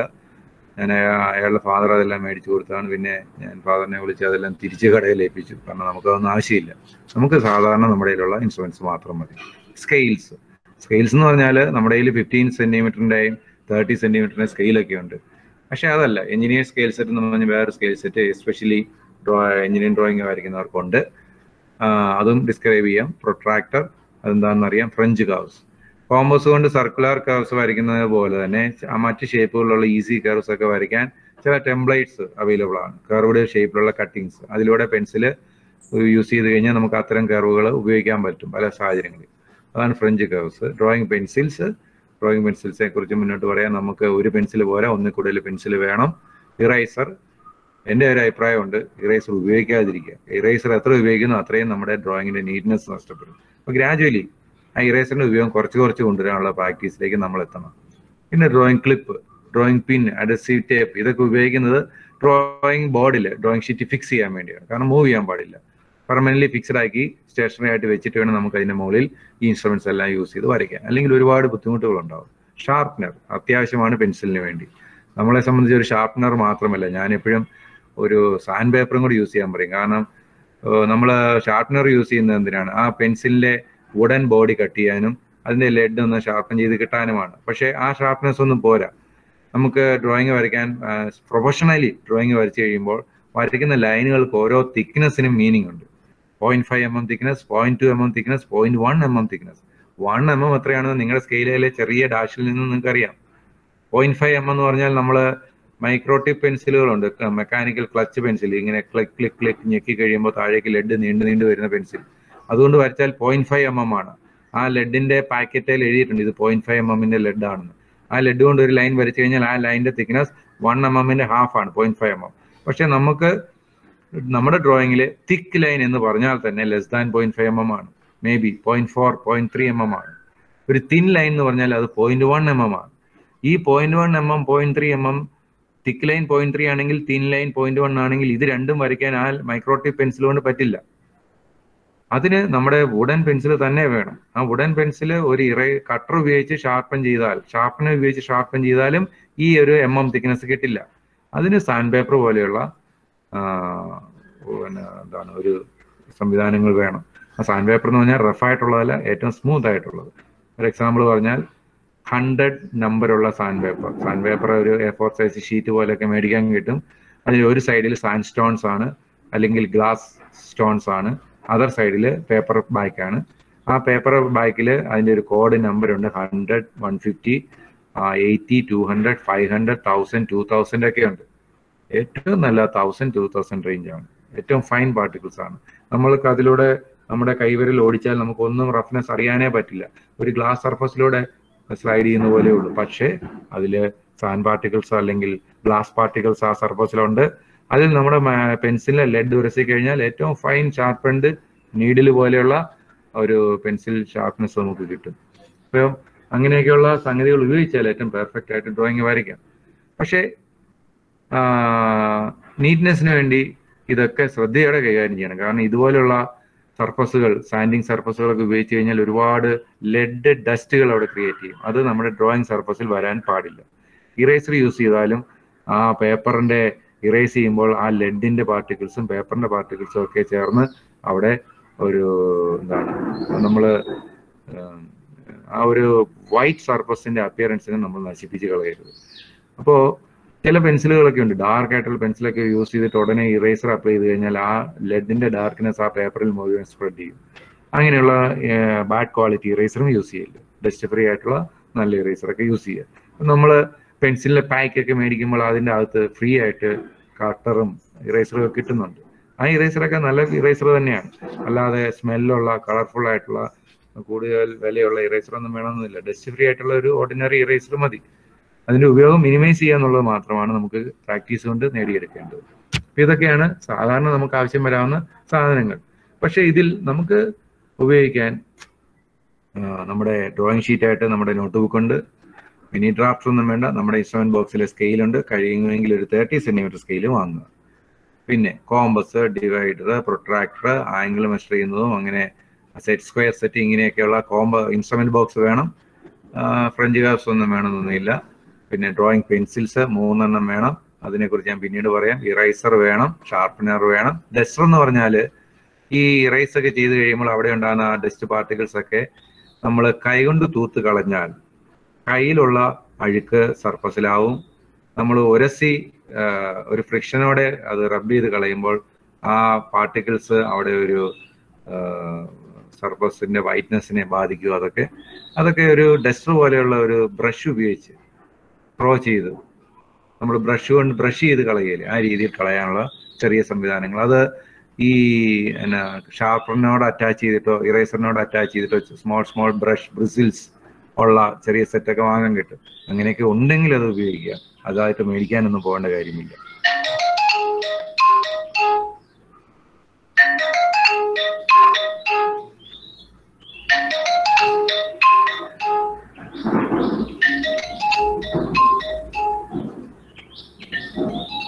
ഓക്കെ, ഇനി ഓരോ ഇൻസ്ട്രുമെന്റ്സ് ഒന്ന് ഡീറ്റെയിൽ ആയിട്ട് നോക്കാം. ആദ്യം ഡ്രോയിങ് ബോർഡ് നമ്മുടെ കോളേജിലുണ്ട്. നിങ്ങൾ ചിലപ്പോൾ വല്ല എക്സാമൊക്കെ എഴുതാൻ ഈ ഡ്രോയിങ് ബോർഡ് യൂസ് ചെയ്തിട്ടുള്ള ക്ലാസ് റൂമിലൊക്കെ ചിലപ്പോൾ പോയി കാണും. അതിന്റെ ടോപ്പും ബോട്ടവുമാണ് ഈ കാണിച്ചിരിക്കുന്നത്. ആ ടോപ്പ് സർഫസ് വളരെ സ്മൂത്ത് സർഫസ് ആണ്. അവിടെ ഡ്രോയിങ് പിന്നും പേപ്പർ ക്ലിപ്പുകളും ഒക്കെ യൂസ് ചെയ്ത് ഡ്രോയിങ് ഷീറ്റ് ഫിക്സ് ചെയ്തിട്ടാണ് വരയ്ക്കുക. ഇത് ഒരു ഡ്രോയിങ് സ്റ്റാൻഡിൽ ഫിക്സ് ചെയ്തിരിക്കുന്നു. കോളേജിൽ ഇതുപോലെയുള്ള ഡ്രോയിങ് സ്റ്റാൻഡിന് പകരം ഡ്രോയിങ് ടേബിൾസ് ആണ്. ടേബിളിന്റെ ടോപ്പ് സർഫസ് തന്നെ ഡ്രോയിങ് ബോർഡ് ആയിരിക്കാം. ചിലപ്പോൾ കോളേജിൽ അങ്ങനെയും ഉണ്ട്. ടേബിളിന്റെ ടോപ്പ് സർഫസ് തന്നെ ഡ്രോയിങ് ബോർഡ് തന്നെയാണ്. സെപ്പറേറ്റ് ഒരു ബോർഡ് അതിന് മുകളിൽ വെക്കേണ്ട കാര്യം ഉണ്ടാവില്ല. ഇത് ഡ്രോയിങ് ഷീറ്റ് ആണ്. A4 സൈസ് മുതൽ A0 സൈസ് വരെയുള്ള അതിന്റെ ഡയമെൻഷൻസ് ആണ് കാണിച്ചിരിക്കുന്നത്. അതിൽ ആദ്യം ഒരു A4 സൈസ് കാണിച്ചിരിക്കുന്നു. നോക്കുക, അതിന്റെ ഡബിൾ ആണ് A3 സൈസ്. A3യുടെ ഡബിൾ ആയിട്ട് വരും നമുക്ക് A2 സൈസ്. A2ന്റെ ഡബിൾ ആയിട്ട് വരും A1 സൈസ്. A1 സൈസിന്റെ ഡബിൾ ആയിട്ട് വരും A0 സൈസ്. നമ്മൾ ഈ ഡ്രോയിങ് ബോർഡിൽ ഫിക്സ് ചെയ്യുന്ന ഡ്രോയിങ് ഷീറ്റ് മിക്കവാറും A2-അടുത്തുള്ള സൈസാണ്. എക്സാക്ട് A2 ഒന്നും ആയിരിക്കണമെന്നില്ല. അത് മെഷീൻ ഉപയോഗിച്ച് കട്ട് ചെയ്ത് വെച്ചിരിക്കുന്ന സൈസിൽ നമ്മൾ പർച്ചേസ് ചെയ്യുന്നു, അതെടുത്ത് ഉപയോഗിക്കുന്നു എന്ന് മാത്രം. അപ്പോൾ ഇതൊക്കെ സ്റ്റാൻഡേർഡൈസ്ഡ് സൈസുകളാണ്. ഈ സൈസിലുള്ള ഏത് ഡ്രോയിങ് ഷീറ്റും നമുക്കുണ്ട്. നമുക്ക് ഇതൊക്കെ നമ്മുടെ ഇവിടെയുള്ള കടകളിൽ മേടിക്കാൻ കിട്ടും. നമ്മൾ നോട്ട് ബുക്കിൽ A4 സൈസ് ഷീറ്റെങ്കിലും വേണം. അതായത് നിങ്ങൾ ഈ ഒരു സബ്ജക്റ്റിന് ഉപയോഗിക്കുന്ന notebook A4 size book ആയിരിക്കണം. Left side page A4, right side page A4. അത് അൺറൂൾഡ് ആയിരിക്കണം. ലൈൻ അകത്തുണ്ടെങ്കിൽ അതിനകത്തോടെ എങ്ങനെ നമ്മൾ ഡ്രോയിങ് വരയ്ക്കും? പ്ലെയിൻ ആയിട്ടുള്ള ബുക്കായിരിക്കണം.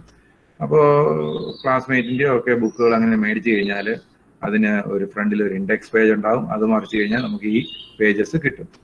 ആ ഇൻഡെക്സ് പേജ് ഉള്ള ആ ഒരു സൈഡ് അസൈൻമെന്റുകൾ എഴുതാൻ ഉപയോഗിക്കുക. കാരണം അസൈൻമെന്റ് ഇൻഡെക്സ് ചെയ്ത് എഴുതുക.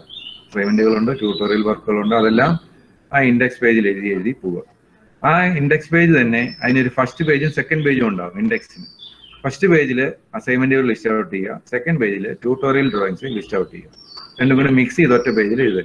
നമ്മൾ ആ ഒരു 5-6 അസൈൻമെന്റുകളൊക്കെ ചെയ്യും. അതുപോലെ തന്നെ ഓരോരോ ടോപ്പിക്കിനനുസരിച്ച് ട്യൂട്ടോറിയൽ വർക്കുകളും ചെയ്യും. ഇതൊക്കെ ഇൻസൈഡിലുള്ള ഓരോ പേജുകളിൽ വരയ്ക്കുന്നു, എഴുതുന്നു. അത് ഏത് പേജിൽ വരച്ചു എഴുതിയെന്ന് ഇൻഡെക്സ് ചെയ്യാൻ വേണ്ടിയാണ് ഈ പേജ് ഉപയോഗിക്കുന്നത്. അപ്പോൾ ഈ ഫ്രണ്ട് പേജ് അസൈൻമെന്റും ട്യൂട്ടോറിയലിന് വേണ്ടി ഉപയോഗിച്ച് കഴിഞ്ഞാൽ ബാക്ക് സൈഡ് എടുക്കുക, തിരിച്ചു പോകുക, ബുക്ക് തിരിച്ചു പോകുക. അപ്പോൾ പ്ലെയിൻ പേപ്പർ ബുക്ക് ആയതുകൊണ്ട് നമുക്ക് എങ്ങനെയും വരയ്ക്കാമല്ലോ. അവിടെ വേണം നമ്മൾ ക്ലാസ് വർക്കുകളെല്ലാം ചെയ്യാൻ. അപ്പൊ അങ്ങനെ ചെയ്ത് ഞാൻ ആവശ്യപ്പെടുന്ന അസൈൻമെന്റുകളുടെയൊക്കെ ഫോട്ടോ PDF ആക്കി എടുത്ത് അയച്ചു തരും. ഇത് T-Square എന്ന് പറയുന്ന ഒരു ഇൻസ്ട്രുമെന്റ് ആണ്. ഞാനൊരു വീഡിയോ ലിങ്ക് നിങ്ങൾക്ക് തരാം, ഒരു യൂട്യൂബ് വീഡിയോ. അതിൻ്റെ അകത്ത് ഈ കാര്യങ്ങളൊക്കെ എങ്ങനെയാണ് യൂസ് ചെയ്യുന്നത് എന്നുള്ളത് ഡിസ്ക്രൈബ് ചെയ്യുന്നുണ്ടാവും. ഇത് ഇന്ന് ഉപയോഗിക്കുന്നേ ഇല്ല. ഇതിന് പകരം മിനി ഡ്രാഫ്റ്റർ എന്ന് പറയുന്ന ഇൻസ്ട്രുമെന്റ് ആണ് യൂസ് ചെയ്യുന്നത്. ആദ്യം വുഡിലുള്ള ഒരു T-Square, രണ്ടാമത് പ്ലാസ്റ്റിക് സ്റ്റെയിൻലെസ് സ്റ്റീൽ ഒക്കെ കൊണ്ടുണ്ടാക്കിയ മറ്റൊരു T-Square ആണ് കാണിച്ചിരിക്കുന്നത്. നേരത്തെ കണ്ട ഡ്രോയിങ് ബോർഡിൽ ആ സർഫസിൽ ഒരു സ്കെയിൽ പോലെ ഇത് പ്ലേസ് ചെയ്യുന്നു, വരയ്ക്കുന്നു. അപ്പോൾ ആ ഒരു T ഷേപ്പ് അവിടെ വരാൻ കാര്യം അതിന്റെ ആ ബ്ലാക്ക് കളറിൽ ഉള്ള ആ ഒരു പോർഷൻ ഡ്രോയിങ് ബോർഡിന്റെ ലെഫ്റ്റ് എഡ്ജിൽ ചേർത്ത് വെക്കുന്നു. ഡ്രോയിങ് ബോർഡിന്റെ ലെഫ്റ്റ് എഡ്ജിൽ അത് ചേർത്ത് വെച്ച് കഴിഞ്ഞാൽ സ്കെയിൽ എപ്പോഴും ഡ്രോയിങ് ബോർഡിൽ ഹൊറിസോണ്ടലായിട്ട് നിൽക്കും, ലെവലായിട്ട് നിൽക്കും. അത് താഴോട്ട് അങ്ങനെ സ്ലൈഡ് ചെയ്യുകയാണെങ്കിൽ പാരലലി മൾട്ടിപ്പിൾ ഹൊറിസോണ്ടൽ ലൈൻസ് വരയ്ക്കാൻ പറ്റും. അപ്പൊ അങ്ങനെ ഒരു സൗകര്യമാണ് T-Square കൊണ്ട് കിട്ടുന്നത്. പക്ഷെ ഇന്ന് അതിനൊക്കെ പകരം T-Square ഫിക്സ് ചെയ്തിരിക്കുന്ന ഒരു എക്സാമ്പിൾ ആണ് ഇവിടെ കാണിച്ചിരിക്കുന്നത്. ഇവിടെ ആ ഡ്രോയിങ് ഷീറ്റ് ലേഔട്ട് നോക്കുക, മാർജിൻ വരച്ചിട്ടുണ്ട്, അതിനകത്ത് എന്തോ ഒരു ക്യൂബിന്റെ പടമൊക്കെ വരച്ചിട്ടുണ്ട്. താഴെ നോക്കുക ടൈറ്റിൽ ബ്ലോക്ക് കാണിച്ചിരിക്കുന്നത്. ഇതാണ് ഞാൻ നേരത്തെ ടൈറ്റിൽ ബ്ലോക്ക് എന്ന് പറഞ്ഞത്. നമുക്ക് ക്ലാസ് വർക്കിന് ഒരു ടൈറ്റിൽ ബ്ലോക്ക് ഞാൻ അയച്ചു തന്ന PDF-ലുണ്ട്. ആ ഒരു ഡിസൈൻ യൂസ് ചെയ്താൽ മതി. ഈ കാണുന്ന പോലെ അല്ല, ഇത്തിരി വ്യത്യാസമുണ്ട്. ഇതാ മിനി ഡ്രാഫ്റ്റ്. മിനി ഡ്രാഫ്റ്റ് ഒരു മെക്കാനിസമാണ്. അതിന്റെ ഏറ്റവും ടോപ്പിൽ ഒരു ക്ലാമ്പിംഗ് സ്ക്രൂ കാണിച്ചിരിക്കുന്നത് നോക്കുക. ഏറ്റവും ടോപ്പില് ഈ ഒരു പോർഷൻ ഇത് ഡ്രോയിങ് ബോർഡിന്റെ ടോപ്പ് എഡ്ജിൽ ഫിക്സ് ചെയ്ത് ടൈറ്റ് ചെയ്ത് വെക്കുന്നു. എന്നിട്ടോ ഇവിടെ ഒരു ഹിഞ്ച് അറേഞ്ച്മെന്റ് ആണ്, ഇതും ഹിഞ്ച് അറേഞ്ച്മെന്റ് ആണ്. ഈ ഒരു ക്ലാമ്പിംഗ് സ്ക്രൂവിൽ തന്നെ ഹിഞ്ച് അറേഞ്ച്മെന്റ്സ് ഉണ്ട്. ഇവിടെ 2 ഹിഞ്ചസ് ഉണ്ട്, ഇവിടെ ഒരെണ്ണം, ഒരു പിൻ ജോയിന്റുകളാണ് ഇതെല്ലാം. ഇവിടെ 4 പിൻ ജോയിന്റുകളാണ്, 1, 2. അതുപോലെ അടുത്ത 2 സ്ട്രെയിറ്റ് പീസിന് വേണ്ടി വേറെ. ഇവിടെയും ഞാൻ 2 പിൻ ജോയിന്റ് വർക്ക് ചെയ്തിരിക്കുന്നു. പിന്നെ L ഷേപ്പിലാണ് സ്കെയിൽ. ഒരു ഹൊറിസോണ്ടൽ ലൈൻ വരയ്ക്കാം, ഒരു വെർട്ടിക്കൽ ലൈൻ വരയ്ക്കാം. കൂടാതെ ആ സ്കെയിൽ ഫിക്സ് ചെയ്തിരിക്കുന്നത് ഒരു നോബ് ഇവിടെ കാണിച്ചിട്ടുണ്ട്. ഇവിടെ ഒരു നോബ് ഉണ്ട്. ആ നോബ് അൺസ്ക്രൂ ചെയ്താൽ സ്കെയിലിനെ ലെഫ്റ്റിലേക്കോ റൈറ്റിലേക്കോ clockwise or anticlockwise ചെയ്യാം. ഒരു പർട്ടിക്കുലർ ആംഗിളിൽ റൊട്ടേറ്റ് ചെയ്യാൻ അതിൽ ആംഗിളുകൾ മാർക്ക് ചെയ്തിട്ടുണ്ട്. ആംഗിളുകൾ മാർക്ക് ചെയ്തിരിക്കുന്ന ഈ ഒരു ഡിസ്കിലാണ്. 0-യിൽ വെച്ച് കഴിയുമ്പോഴാണ് ഇങ്ങനെ ഹൊറിസോണ്ടലി വെർട്ടിക്കലി നിൽക്കുന്നത്. 10 ഡിഗ്രിയിൽ വെച്ച് കഴിഞ്ഞാൽ ഈ സ്കെയിൽ ഇങ്ങനെയാവും, ചെറിയ സ്കെയിൽ ഇങ്ങനെയും ആവും. 45 ഡിഗ്രിയിൽ വെച്ച് കഴിഞ്ഞാൽ വലിയ സ്കെയിൽ ഇങ്ങനെയാവും, ചെറിയ സ്കെയിൽ അതിന് പെർപെൻഡിക്കുലർ ആവും. അപ്പൊ അങ്ങനെ പല ആംഗിളുകളിൽ റൊട്ടേറ്റ് ചെയ്ത് ഫിക്സ് ചെയ്യാനാണ് ഇവിടെ സെന്ററിൽ ഞാനിവിടെ റെഡ് കളറിൽ ഹൈലൈറ്റ് ചെയ്യുന്നുണ്ട്. അവിടെ ഒരു നോബ് ഉള്ളത്. നോബ് അൺസ്ക്രൂ ചെയ്യുക, അത് റൊട്ടേറ്റ് ചെയ്യുക, പിന്നെ ടൈറ്റ് ചെയ്യുക, എന്നിട്ട് വേണം വരയ്ക്കാൻ. വരയ്ക്കുമ്പോൾ സ്കെയിലുകൾ മൂവ് ചെയ്യാൻ പാടില്ല, അതുകൊണ്ട് ടൈറ്റ് ചെയ്തിട്ട് വരയ്ക്കണം. മുന്നോട്ട് നോക്കാം. വേറൊരു മിനി ഡ്രാഫ്റ്റിന്റെ ഫിഗർ ഇവിടെ കാണിച്ചിരിക്കുന്നു. നേരത്തെ ലൈനുകളൊക്കെ ഒന്ന് കളയട്ടെ. ഇത് മിനി ഡ്രാഫ്റ്റർ. അതിന്റെ പാക്കറ്റിൽ നമ്മൾ സ്റ്റുഡൻസ് യൂസ് ചെയ്യുന്നതാണ്. ഇവിടെ സിവിൽ എഞ്ചിനീയേഴ്സ് ഒക്കെ യൂസ് ചെയ്യുന്നുണ്ട്. ഇത് പണ്ട് കുസാറ്റ് സിലബസിൽ നിങ്ങൾ എല്ലാവരും യൂസ് ചെയ്യുമായിരുന്നു. ഫസ്റ്റ് ഇയറിൽ ഇപ്പോൾ അത് ഒഴിവാക്കിയിട്ടുണ്ട്. ഇങ്ങനെയുള്ള മിനി ഡ്രാഫ്റ്ററിന്റെ ഈ ഒരു പോർഷനാണ് ഡ്രോയിങ് ബോർഡിൽ ഫിക്സ് ചെയ്യുന്നത്. ഈ ഒരു പോർഷനാണ് സ്കെയിലിനെ റൊട്ടേറ്റ് ചെയ്യാൻ വേണ്ടി ടൈറ്റ് ചെയ്യാൻ ഉപയോഗിക്കുന്നത്, അൺസ്ക്രൂ ചെയ്യാനും ടൈറ്റ് ചെയ്യാനും ഉപയോഗിക്കുന്നത്. ഇതാ അതിന്റെ മറ്റൊരു അപ്പിയറൻസ്. ഇതൊക്കെ നിങ്ങൾ ഒരുപാട് കണ്ടിട്ടുണ്ടാവുമെന്ന് വിചാരിക്കുന്നു. കോളേജ് വന്നാൽ നിങ്ങൾക്ക് പല സ്ഥലങ്ങളിൽ ഇത് കാണാൻ കിട്ടും.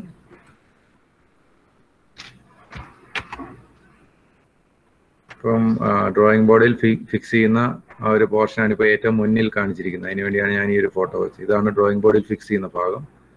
ഇതാണ് സ്കെയിലിനെ റൊട്ടേറ്റ് ചെയ്യാൻ ഉപയോഗിക്കുന്ന ഭാഗം. ബാക്കിയെല്ലാം ഹിഞ്ചസ് മാത്രമാണ്.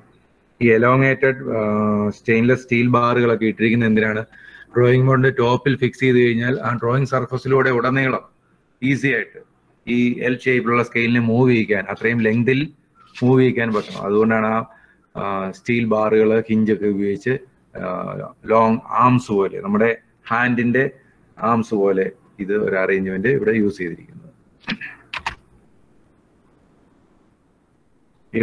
ഇതിന്റെ ഉപയോഗം കാണിക്കുന്ന ഒരു വീഡിയോ ആണ്. അത് പ്ലേ ആവുന്നുണ്ടോ നോക്കാം. ഞാൻ ഈ വീഡിയോ നിങ്ങൾക്ക് അയച്ചു തരാം. ജസ്റ്റ് വാച്ച് ചെയ്യുക. വീഡിയോ സ്ട്രീമിംഗ് ഇതിലൂടെ സ്ലോ ആവാൻ സാധ്യതയുണ്ട്.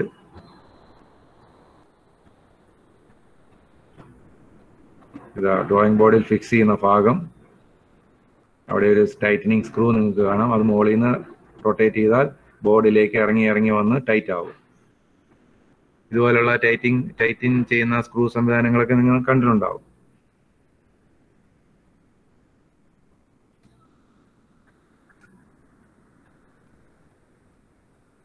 ഇതാണ് സ്കെയില് ആംഗിൾ ഫിക്സ് ചെയ്യുന്ന സ്ഥലം. അവിടെ 0 ഡിഗ്രിയിൽ സ്കെയിൽ ഹൊറിസോണ്ടലി ഫിക്സ് ചെയ്തിരിക്കുന്നതാണ് അയാൾ പെൻസിൽ കൊണ്ട് കാണിക്കുന്നത്. 0 ഡിഗ്രി. അതിൽ ആംഗിൾ മുകളിലോട്ട് 90, താഴോട്ട് 90 വെച്ചിരിക്കുന്നത് നോക്കുക. അവിടെ വെച്ചിട്ട് ടൈറ്റ് ചെയ്ത് കഴിഞ്ഞാൽ ഇനി സ്കെയില് ഹൊറിസോണ്ടലി പൊസിഷൻഡായി, ഒരു സ്കെയില് വെർട്ടിക്കലി പൊസിഷൻഡായി. നമുക്ക് ഹൊറിസോണ്ടൽ ലൈൻ വരയ്ക്കാനും വെർട്ടിക്കൽ ലൈൻ വരയ്ക്കാനും ഇത് ഉപയോഗിക്കാം. പക്ഷേ പേപ്പർ ഫിക്സഡ് ആയിരിക്കണം. ഇയാൾ കാണിച്ചിരിക്കുന്ന പോലെ ഫ്രീ ആയിട്ട് മൂവ് ചെയ്യുന്ന ഒരു പേപ്പർ ആയിരിക്കില്ല. പേപ്പർ ഫിക്സ് ചെയ്യാൻ ഡ്രോയിങ് ക്ലിപ്പുകളും ഡ്രോയിങ് പിന്നുകളും ഒക്കെ ഉപയോഗിച്ച് ഡ്രോയിങ് ബോർഡിൽ പേപ്പർ ഫിക്സ് ചെയ്യണം. ഇത് 0 ഡിഗ്രി ആംഗിളിൽ ഒരു ഹൊറിസോണ്ടൽ ലൈൻ വരച്ചതാണ് അയാൾ കാണിച്ചിരിക്കുന്നത്.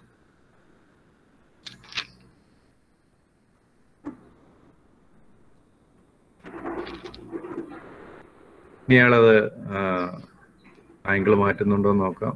ഇതാ ഹിഞ്ചസ് ആണ് കാണിച്ചിരിക്കുന്നത്. നമ്മുടെ മൂവ്മെന്റിന് വേണ്ടിയുള്ള സംവിധാനങ്ങൾ. സ്റ്റീൽ ബാറുകൾ വളരെ എലോങ്ങേറ്റഡ് ആയിട്ടുള്ള മൂവ്മെന്റ് കിട്ടാനാണ്. വളരെ ലാർജ് ഏരിയയിൽ ഈ സ്കെയിൽ മൂവ് ചെയ്യിക്കാൻ പറ്റണം. സ്കെയിൽ ടോപ്പിൽ ഫിക്സഡ് ആണ്. ടോപ്പിൽ ഫിക്സ് ചെയ്യുന്നത് ഈ വീഡിയോയിൽ കാണിക്കാൻ ഞാൻ വിട്ടുപോയി. ഇത് ഇവിടെ കാണിക്കുന്നുണ്ടോ നമുക്ക് നോക്കാം. ഫിക്സ് ചെയ്യുന്ന അയാൾ കാണിക്കുന്നില്ല. ഓക്കെ, നമുക്ക് വേറെ വീഡിയോ ഞാൻ തരാം നിങ്ങൾക്ക്. ഇതാണ് ഫിക്സ് ചെയ്യുന്ന കാണിക്കുന്നുണ്ട്. ഡ്രോയിങ് ബോർഡിന്റെ മുകളിലേക്ക് അത് ഇൻസേർട്ട് ചെയ്യുന്നു, ടൈറ്റ് ചെയ്യുന്നു. വളരെ സിമ്പിൾ ആയിട്ടാണ് അത് ചെയ്യുന്നത്. ഇനി റിക്വയർഡ് ആംഗിളിൽ ലൈൻ വരയ്ക്കുകയാണെങ്കിൽ ഏത് ആംഗിളിലാണെന്ന് മാർക്ക് ചെയ്തിട്ട് അത് ടൈറ്റ് ചെയ്യുക, ആ നോബ് ടൈറ്റ് ചെയ്യുക. അപ്പോൾ സ്കെയിൽ ഫിക്സഡ് ആയി. ഇപ്പോൾ നോക്കുക, ഡ്രോയിങ് ബോർഡിന്റെ എഡ്ജിന് പാരലാണ് ഇപ്പോൾ ഹൊറിസോണ്ടൽ സ്കെയിൽ. ഡ്രോയിങ് ബോർഡിന്റെ എഡ്ജിന് പെർപെൻഡിക്കുലർ ആണ് വെർട്ടിക്കൽ സ്കെയിൽ. അത് 0 ഡിഗ്രിയിൽ ഫിക്സ് ചെയ്തുകൊണ്ടാണ്. ഇനി മറ്റൊരു ആംഗിളിൽ ഫിക്സ് ചെയ്യാണ്. ഏത് ആംഗിളിലാണ്? താഴോട്ടും റൊട്ടേറ്റ് ചെയ്യുക, മുകളിലോട്ടും റൊട്ടേറ്റ് ചെയ്യുക. അപ് ടു 90 ഡിഗ്രി ആംഗിൾ അവിടെ അവൈലബിൾ ആണ്. മൊത്തം 180 ഡിഗ്രി റൊട്ടേറ്റ് ചെയ്യുക, മുകളിലോട്ടും താഴോട്ടും ചേർത്ത്. അത് മതി. ഒരു ഡ്രോയിങ്ങിന്റെ സമയത്ത് നമുക്ക് ഇത്രയും റേഞ്ച് ഓഫ് ആംഗിൾസിന്റെ ആവശ്യം വരുന്നുള്ളൂ. ഇപ്പോൾ 40 ഡിഗ്രിയിൽ അയാൾ ഫിക്സ് ചെയ്യുന്നതാണ് കാണിച്ചിരിക്കുന്നത്. ഇവിടെ എങ്ങനെയാണ് ഫിക്സ് ചെയ്യുന്നതെന്നൊന്നും കൂടെ പറയാം. ഈ റെഡ് കളർ ബോഡിയിൽ ഒരു ഞാൻ അവിടെ വീഡിയോ ആയതുകൊണ്ട് എനിക്ക് അവിടെ ലൈൻ വരയ്ക്കത്തില്ല, PPT ആയിരുന്നെങ്കിൽ വരയ്ക്കാമായിരുന്നു. ഞാൻ അവിടെ മൗസിന്റെ കർസർ കാണിക്കാം. ഈ കർസർ, മൗസിന്റെ കർസർ മൂവ് ചെയ്യുന്ന സ്ഥലത്ത് ഒരു സ്ക്രാച്ച് ഉണ്ട്, ഒരു അടയാളം ആ റെഡ് കളർ ബോഡിയിലുണ്ട്. അതാണ് റെഫറൻസ്. അതുമായിട്ട് ഈ ആംഗിളിന്റെ വാല്യൂസ് റൊട്ടേറ്റ് ചെയ്ത് ഫിക്സ് ചെയ്തിട്ടാണ് നോബ് ടൈറ്റ് ചെയ്യുന്നത്. അത് ചിലപ്പോൾ വീഡിയോയിൽ നിങ്ങൾ സൂം ചെയ്ത് നോക്കിയാൽ ചിലപ്പോൾ ആ ഒരു സ്ക്രാച്ച് കാണാൻ പറ്റുമായിരിക്കും.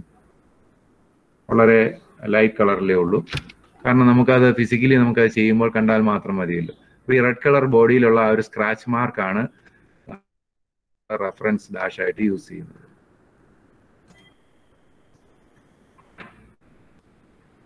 അപ്പം അങ്ങനെ ഇതാണ് ഇതിന്റെ ഉപയോഗം. ഇത് കൂടുതൽ ഇതിനെക്കുറിച്ച് ഡിസ്ക്രൈബ് ചെയ്യേണ്ട കാര്യമില്ല, നമുക്ക് അതിന്റെ പ്രാക്ടീസ് കുറവാണ്. ഈ പെൻസിൽസിനെ കുറിച്ചൊക്കെയാണ് പറയുന്നത്, അത് ഞാൻ മുമ്പോട്ട് അല്ലാതെ തന്നെ പറഞ്ഞുതരാം. ഞാൻ ഈ വീഡിയോയുടെ ലിങ്ക് നിങ്ങൾക്ക് തരാം, നിങ്ങൾ അപ്പോഴും ആ വീഡിയോ നോക്കുക. ഇതൊരു ഡ്രോയിങ് ബോർഡിൽ ഒരു ഡ്രോയിങ് സ്റ്റാൻഡിൽ ഡ്രോയിങ് ബോർഡും ഡ്രോയിങ് ഷീറ്റും മിനി ഡ്രാഫ്റ്ററും ഒക്കെ ഫിക്സ് ചെയ്ത് വെച്ചിരിക്കുന്ന ഒരു സെറ്റപ്പാണ് കാണിച്ചിരിക്കുന്നത്. അതിന്റെ ലാർജ് സ്കെയിൽ സെറ്റപ്പാണ്. ഒരു പേപ്പറാണെങ്കിൽ സൈസ് പേപ്പറിൽ വരയ്ക്കാൻ വേണ്ടിയുള്ള സെറ്റപ്പാണ്.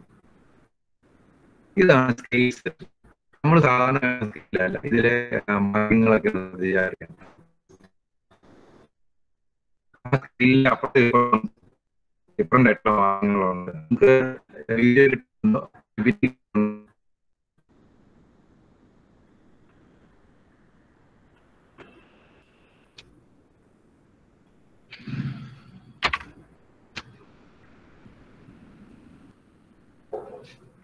ആൽഖ, ആരെങ്കിലും ഒന്ന് റെസ്പോണ്ട് ചെയ്യുന്നത്? നിങ്ങൾക്ക് PPT കിട്ടുന്നുണ്ടോ?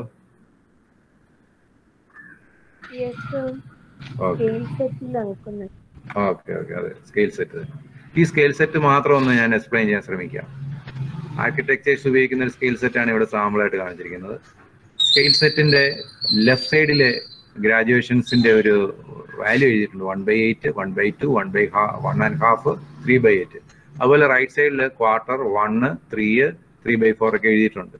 അപ്പോൾ ഈ ഒരൊറ്റ സ്കെയിലിൽ തന്നെ പല പല ഗ്രാജുവേഷൻസ് ഉൾക്കൊള്ളിച്ചിരിക്കുന്നു എന്നുള്ളതാണ്. ഇതിന്റെ ആക്ച്വലി ഉപയോഗം റിയൽ സൈസിൽ ഡ്രോയിങ് വരയ്ക്കാനും, എൻലാർജ്ഡ് സൈസിൽ ഡ്രോയിങ് വരയ്ക്കാനും, റെഡ്യൂസ്ഡ് സൈസിൽ ഡ്രോയിങ് വരയ്ക്കാനും ഒക്കെയാണ് ഇത് ഉപയോഗിക്കുന്നത്. ഒരു എക്സാമ്പിൾ ഞാൻ പറയാം. നമുക്കൊരു ടേബിളിന്റെ ഡ്രോയിങ് വരയ്ക്കണം. ടേബിളിന്റെ ടോപ്പ് 2 മീറ്റർ ലെങ്ത്, ടേബിളിന്റെ വിഡ്ത്ത് 1 മീറ്റർ ലെങ്ത്. ഇതേ സൈസിൽ നമുക്ക് എങ്ങനെ ഒരു ഡ്രോയിങ് ഉണ്ടാക്കാൻ പറ്റും? ഒരിക്കലും പറ്റില്ല. ആ 2 മീറ്റർ എന്ന് പറയുന്നത് നമുക്ക് റെഡ്യൂസ്ഡ് ലെങ്ത് വരയ്ക്കണം. 1 മീറ്റർ വിഡ്ത്ത് എന്ന് പറയുന്നത് വളരെ റെഡ്യൂസ്ഡ് വിഡ്ത്തിൽ വരയ്ക്കണം. അതിന് നമ്മളൊരു കൺവേർഷൻ റേഷ്യോ എടുക്കണം. 1 മീറ്റർ ഈക്വൽ ടു 10 സെന്റിമീറ്റർ എന്ന് എടുക്കുകയാണ് എന്ന് വിചാരിക്കുക. അങ്ങനെയാണെങ്കിൽ 2 മീറ്റർ ലെങ്തിന് 20 സെന്റിമീറ്റർ ഉപയോഗിക്കണം, 1 മീറ്റർ വിഡ്ത്തിന് 10 സെന്റിമീറ്റർ ഉപയോഗിക്കണം. അങ്ങനെയാണെങ്കിൽ നമുക്ക് ആ ടേബിളിന്റെ ഇമേജ് വരയ്ക്കാൻ പറ്റും. ആ കൺവേർഷൻ പർപ്പസിന് ഈ എഞ്ചിനീയർ സ്കെയിൽ സെറ്റിന്റെ അകത്ത് കറക്റ്റ് സ്കെയിൽ ഇരിപ്പുണ്ട്. ഈ കൺവേർഷൻ എത്രയാണ്? 2 മീറ്ററിനെ 1 മീറ്ററിനെ 10 സെന്റിമീറ്റർ ആക്കി. ഞാനത് സെന്റിമീറ്റർ പറയാം. 100 സെന്റിമീറ്ററിനെ 10 സെന്റിമീറ്റർ ആക്കി എന്ന് പറഞ്ഞാൽ 10-1 റെഡ്യൂസ് ചെയ്തു, 1/10 ആക്കി മാറ്റി. അപ്പോൾ 1/10 ഫ്രാക്ഷന് അപ്ലൈ ചെയ്യാൻ പറ്റുന്ന സ്കെയിലിംഗ് എടുക്കും. ആ സ്കെയിലിൽ 1 എന്ന് എഴുതിയിരിക്കുന്ന പോയിന്റ് ഉപയോഗിച്ച് 0 മുതൽ 1 വരെ ഒരു ലൈൻ വരയ്ക്കും.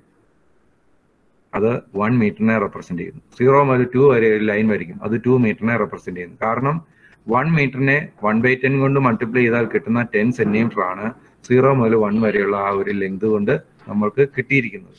അപ്പൊ ആ ഒരു കൺവേർഷൻ ഓൾറെഡി സ്കെയിലിൽ നടത്തി വെച്ചിരിക്കുകയാണ്. ജസ്റ്റ് അതിനെ 1, 2, 3 നമ്മുടെ ആവശ്യത്തിന് വേണ്ടി എടുത്ത് ഉപയോഗിച്ചാൽ മാത്രം മതി. നമ്മൾ മാത്തമാറ്റിക്കലി കാൽക്കുലേറ്റർ ഉപയോഗിച്ച് കാൽക്കുലേറ്റ് ചെയ്ത് കൺവേർട്ട് ചെയ്യേണ്ട കാര്യമില്ല. അങ്ങനെ ഒരുപാട് നമ്പർ ഓഫ് സ്കെയിൽസ് എഞ്ചിനീയേഴ്സിന് വേണ്ടി ഉണ്ടാക്കി വെച്ചിട്ടുണ്ടാകും. അതിന്റെ ഒരു ബോക്സ് വാങ്ങാൻ കിട്ടും. ആ ബോക്സിൽ ഒത്തിരി സ്കെയിലുകൾ കാണും. ഓരോ സ്കെയിലും ഈ കൺവേർഷൻ ഫാക്ടറിന് വേണ്ടി മാർക്ക് ചെയ്യപ്പെട്ടിട്ടുള്ള സ്കെയിലുകളാണ്. അത്രയും അതിനെക്കുറിച്ച് മനസ്സിലാക്കിയാൽ മതി, നമുക്ക് അതിന്റെ ആവശ്യം വരുന്നില്ല. ഇത് വേറൊരു സ്റ്റൈൽ ഓഫ് കൺസ്ട്രക്ഷൻ ആണ്. സ്കെയിൽ സെറ്റ് തന്നെ ട്രയാങ്കുലർ സോളിഡ് ബോഡി പോലെയാണ്. ഇതിന് 3 സർഫസ് ഉണ്ടല്ലോ. 3 സർഫസുകളാണ് ഡിഫറെന്റ് ഫോട്ടോ ആയിട്ട് കാണിച്ചിരിക്കുന്നത്. 3 സർഫസിൽ 3 ഡിഫറെന്റ് ഗ്രാജുവേഷൻസ് മാർക്ക് ചെയ്തിരിക്കുന്നു. ഇത് അതിന്റെ ഒരു സെറ്റാണ്. ഒരു വുഡൻ ബോക്സിൽ ഉൾക്കൊള്ളിച്ച് വെച്ചിരിക്കുന്ന ആർക്കിടെക്ട്സ് പഴയ കാലത്തൊക്കെ ഇങ്ങനെയാണ് ഇത് സൂക്ഷിച്ചു വെച്ചിരിക്കുന്ന ഒരു രീതി. അതിന്റെ ഒരു സെറ്റാണ് ഈ കാണിച്ചിരിക്കുന്നത്. ഇത് നമ്മുടെ അഡീഷണൽ ആയിട്ട് നമുക്ക് ഫാമിലിയർ ആയിട്ടുള്ള ഡ്രോയിങ് ഇൻസ്ട്രുമെന്റ്സ്. ഈ അവസാനം ഈ കാണിച്ച സർക്കുലർ ഷേപ്പിലുള്ള ഡ്രോയിങ് ഇൻസ്ട്രുമെന്റ് അത് നിങ്ങളുടെ കയ്യിൽ ഉണ്ടെങ്കിൽ നല്ലതാണ്. കാരണം കോമ്പസ് ഉപയോഗിച്ച് വരയ്ക്കാൻ പറ്റാത്ത ചെറിയ സർക്കിൾസ് വരയ്ക്കാൻ ഇത് സഹായിക്കും. ഇതിന് സാധാരണ കടകളിൽ കിട്ടും, 10 രൂപയൊക്കെ ആവുകയുള്ളൂ. ഒരു നല്ല ക്വാളിറ്റി സാധനം മേടിക്കണം. Pro circle, PRO, pro circle എന്ന് മറ്റുമാണ് ഇതിന്റെ പേര്. ഇതുണ്ടെങ്കിൽ കോമ്പസ് ഉപയോഗിക്കാൻ പറ്റാത്ത ചെറിയ സർക്കിൾസ് വരയ്ക്കാൻ നമുക്ക് ഇത് ഹെൽപ്പ് ചെയ്യും. ഈ കാണുന്നതൊക്കെ ഫ്രഞ്ച് കർവ്സ് വരയ്ക്കാൻ വേണ്ടി സഹായിക്കുന്ന ടെംപ്ലേറ്റ് സ്കെയിലുകളാണ്. ഇതൊന്നും നമുക്ക് വേണ്ട, നിങ്ങൾക്ക് ഇൻസ്ട്രുമെന്റ് ബോക്സിലുള്ള കാര്യങ്ങളൊക്കെ മതി. ഡ്രോയിങ് പിന്നും ഡ്രോയിങ് ക്ലിപ്പുകളും ഒക്കെയാണ് ഇത്.